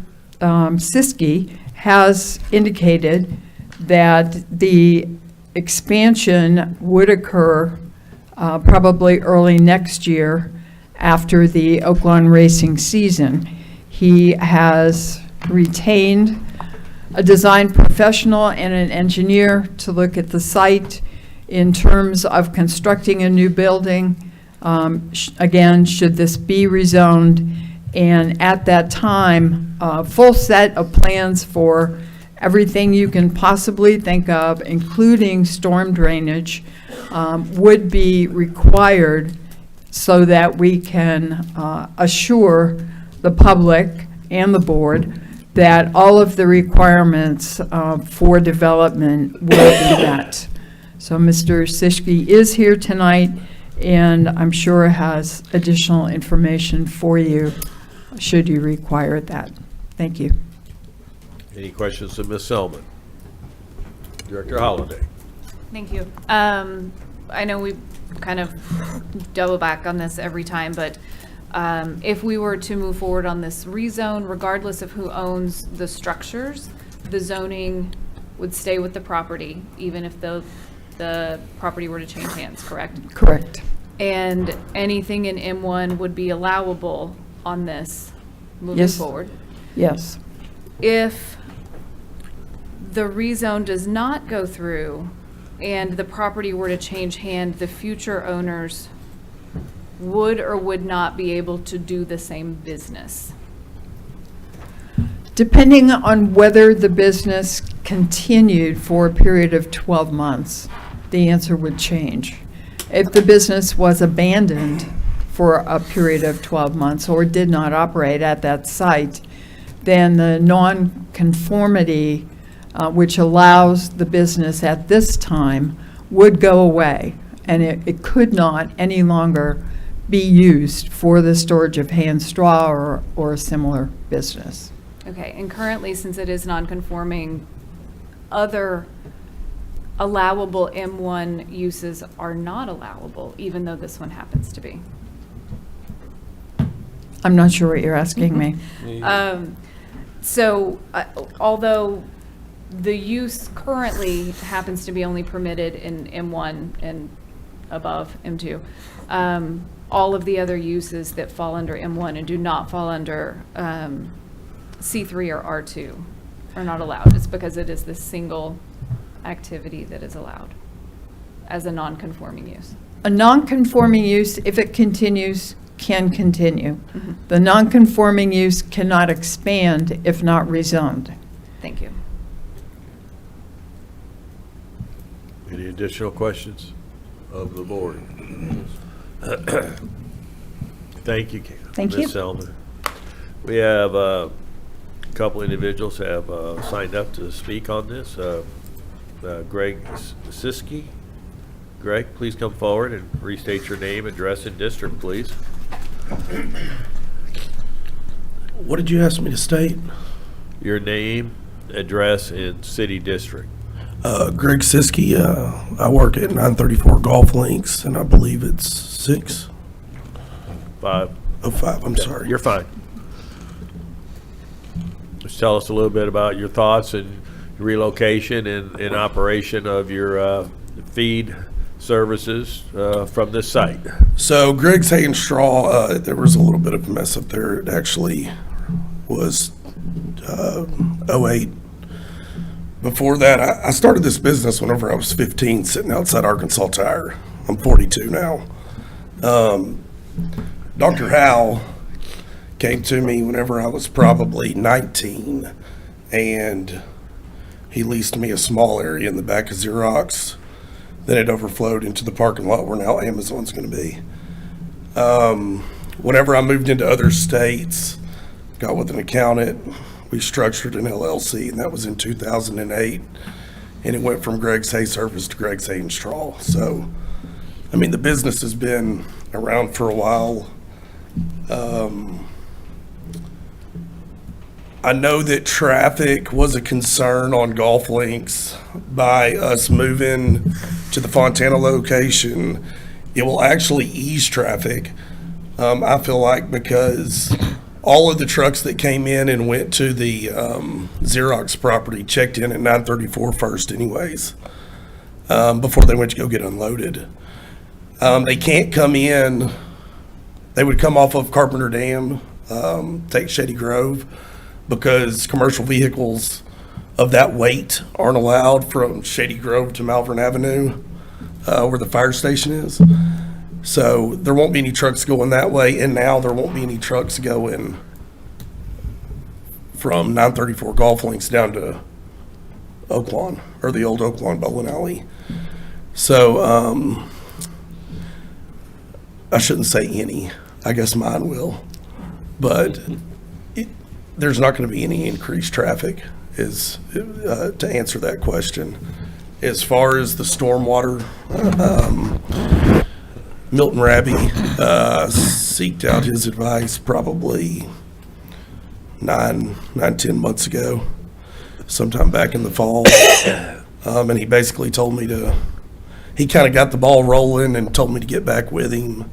But he wanted to know about structure and whether it was going to be one building or several buildings. And so then I went to just doing a lot of homework to try to figure out what it is that I was going to do. What pushed this process a lot forward was Amazon. That was real spur of the moment.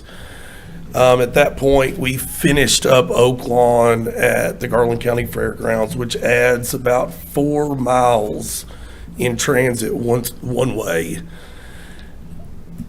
Thankfully, it was at the end of the race meet.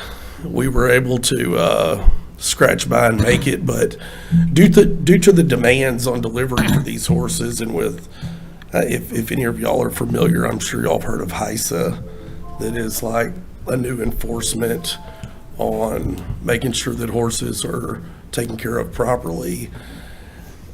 They don't like deliveries after 5 o'clock so they can rest. So you've got from 11, this year it was 11:30 and 12, till basically 5 to make all your deliveries.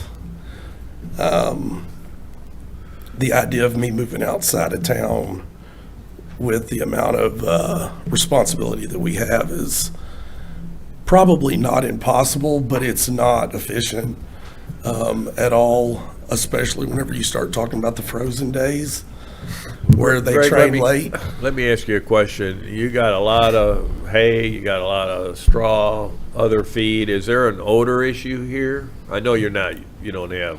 Odor like smell? Yeah. I don't think so. Okay. Any other directors have questions? Director Garcia? Well, when you ask that question, are you meaning like, I'm not talking about horse droppings. I'm just talking about odor.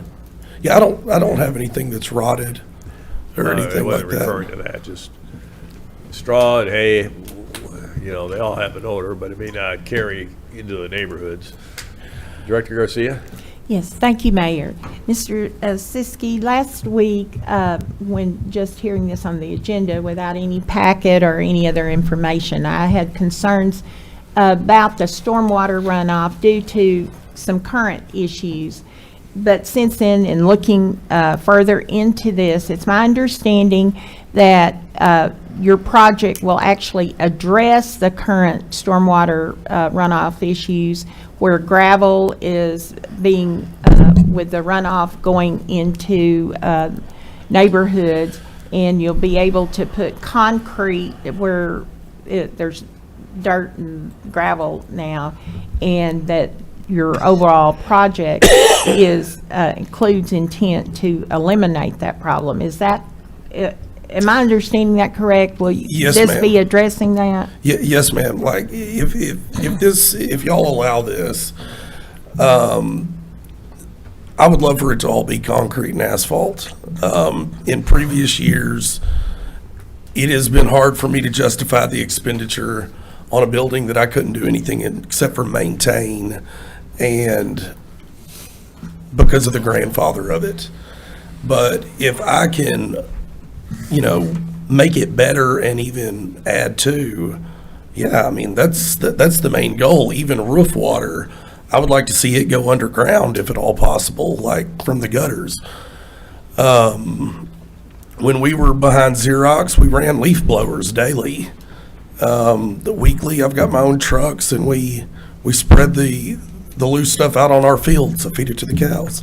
So, I mean, it would be a whole lot better all around if y'all would allow this. All right. Any Thank further you. questions of Greg? Any additional questions? Thank you. Yes, sir. Thank you. Joyce Whitfield, please come forward and restate your name, address, and district, please.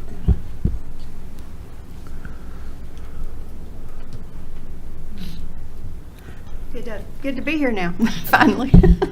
I'm Joyce Whitfield, and I live in District 5. I live in the Golf Links Garden subdivision, which is right next door to Greg's hay and straw barn. And I am the president of the POA for the neighborhood.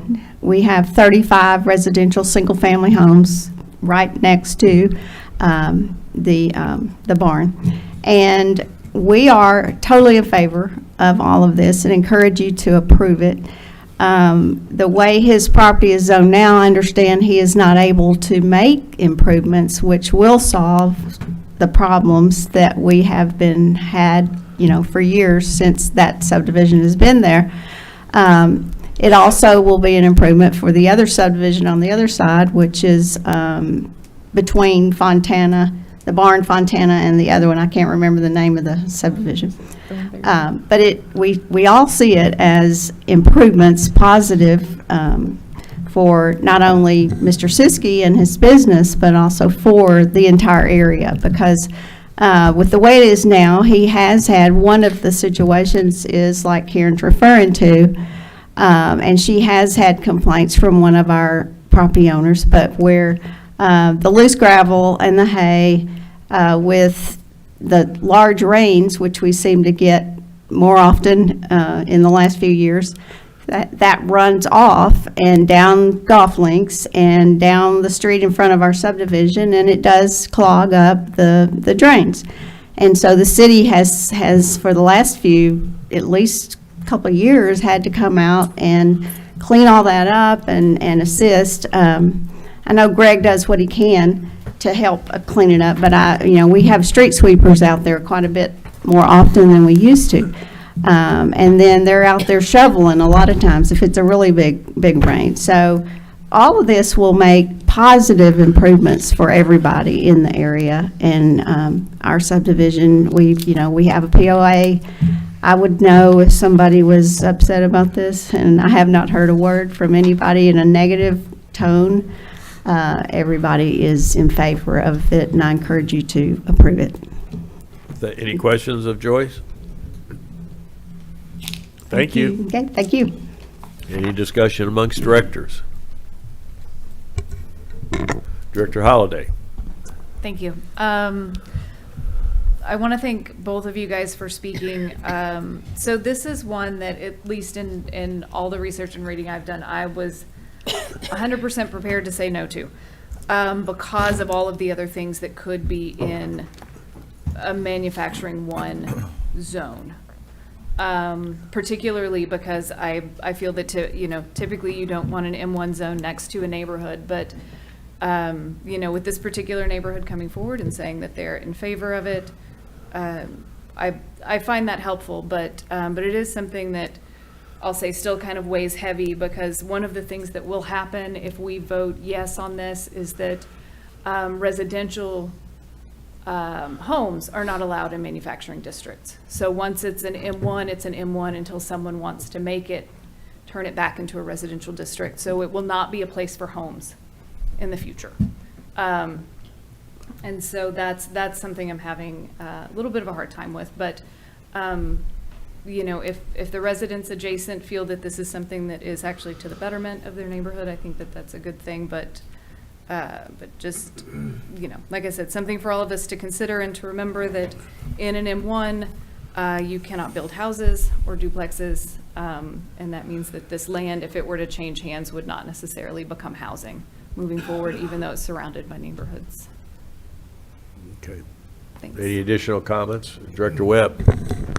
Thank you, Mayor. I want to commend Mr. Gregg for who's the owner of Gregg's Hay, for what appears to me as listening to those who live in this subdivision close to his business. It sounds like for years there's been some issues with stormwater and drainage in that area. They might have had some concerns when this development was first coming to light and this agenda item was coming before the board tonight, but it sounds like POA president and the property owners close by had a little bit of time maybe to visit Mr. Gregg, and this is all speculation. I don't know 100%, but it looks that way to me. And it looks like Mr. Gregg is very open to their concerns and listening to what their concerns are, and is even trying to make some modifications to this development to actually mitigate that issue of stormwater. So I want to just applaud you if that's the case here, and if it's by design, great. Even if it's by coincidence, it sounds like it's going to benefit not only your business, but it's also going to benefit property owners and residents of this subdivision. All right, any further comments? Hearing none, please call the roll. Director Trustee. Aye. Holliday. Aye. Beard. Aye. Dobbs Smith. Aye. Webb. Aye. Garcia. Aye. Mayor McCabe. Aye, ordinance is adopted. Our final action item of the evening is to consider ordinance O-24-25, and I'll entertain a motion to suspend the rules and read by title. So moved. Director Trustee, seconded by Director Webb. All in favor of the motion signify by saying aye. Aye. Opposed, same sign. Council, please read by title. Ordinance O-24-25, an ordinance waiving the requirements of competitive bidding and approving the contract with Tyler Technologies for credit debit card processing of electronic payments by the City of Hot Springs for transactions in New World Systems. That concludes your reading, Mayor. If you would, entertain a motion second to adopt. Motion to adopt. So Director moved. Trustee, seconded by Director Webb. And our staff report will be provided by our Finance Director, Ms. Karen Scott. Welcome back. Thank you.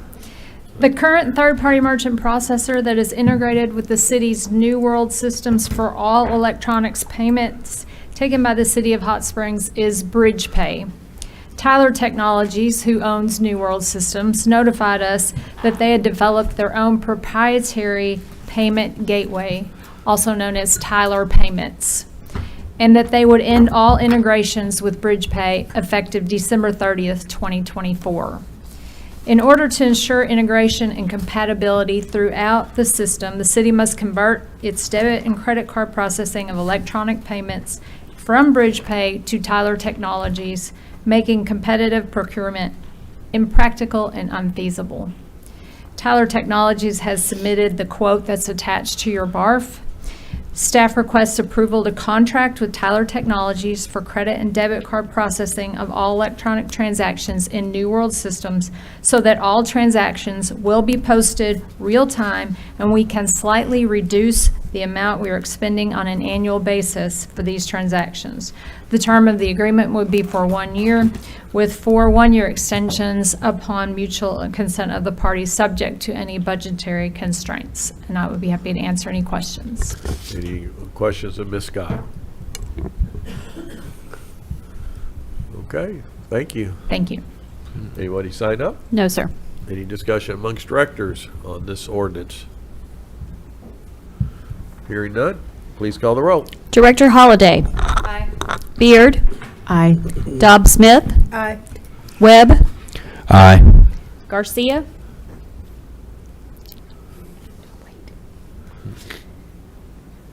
Garcia. Garcia.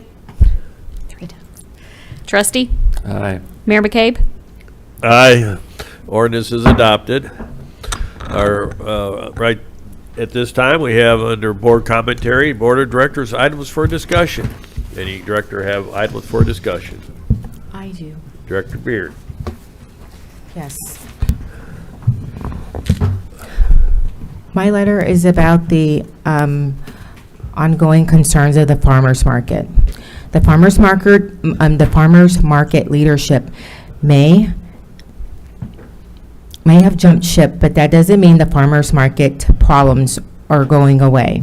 The market's lack of structure and transparency, compacted by mid-season policy changes and selective rule enforcement, will continue to cause challenges for vendors who come forward while there are still complaints. Already, the Merediths, longtime vendors, were kicked out of the market because of farmers market leadership. Their farm, and they were claimed that their farm wasn't producing the food that was sold at the market. I visited that farm this weekend, and I just beg to differ. Also, Pamela Burns, a 15-year vendor, was kicked out of the market for asking questions and now suffers a financial hardship. Debbie Tripp and her daughter were kicked out because they were asking questions, and she says the stress caused her daughter to miscarry. Our residents should never be singled out and punished for having an opinion or speaking up. I would like to limit the number of vendors who call me when a situation arises in the future. We could prevent these problems with Board of Directors oversight, as I mentioned before, and I propose 2 city directors to sit on the board to avoid problems. I would like to be one of the directors since the market is in my district and because vendors continue to call me. Going forward, when we hear allegations from the residents, it's better to investigate them rather than to be dismissive. That way problems don't fester. And the other thing that I wanted to ask was, it's been brought to my attention that the correct name of the farmers market, I did get an email with HSFM stating it was a Hot Springs Farmers Market. Then we also have Historic District Farmers Market, and then also Hot Springs Farmers and Artisans. But from those 3, it's been brought to my attention that they're not recognized by the IRS, and that they are operating under tax exempt status. And then also, the farmers market, it does not appear that they filed annual reports, the Form 990 that is supposed to be filed with the Arkansas Secretary of State. So then maybe they're operating under exempt status when they actually are not. So these are questions that I have that were brought to my attention. They're not allegations, but I would like them answered. Sure. Is appropriate for Lance and Karen Scott to look into that as far as the tax issues and their corporate identity, corporate structure.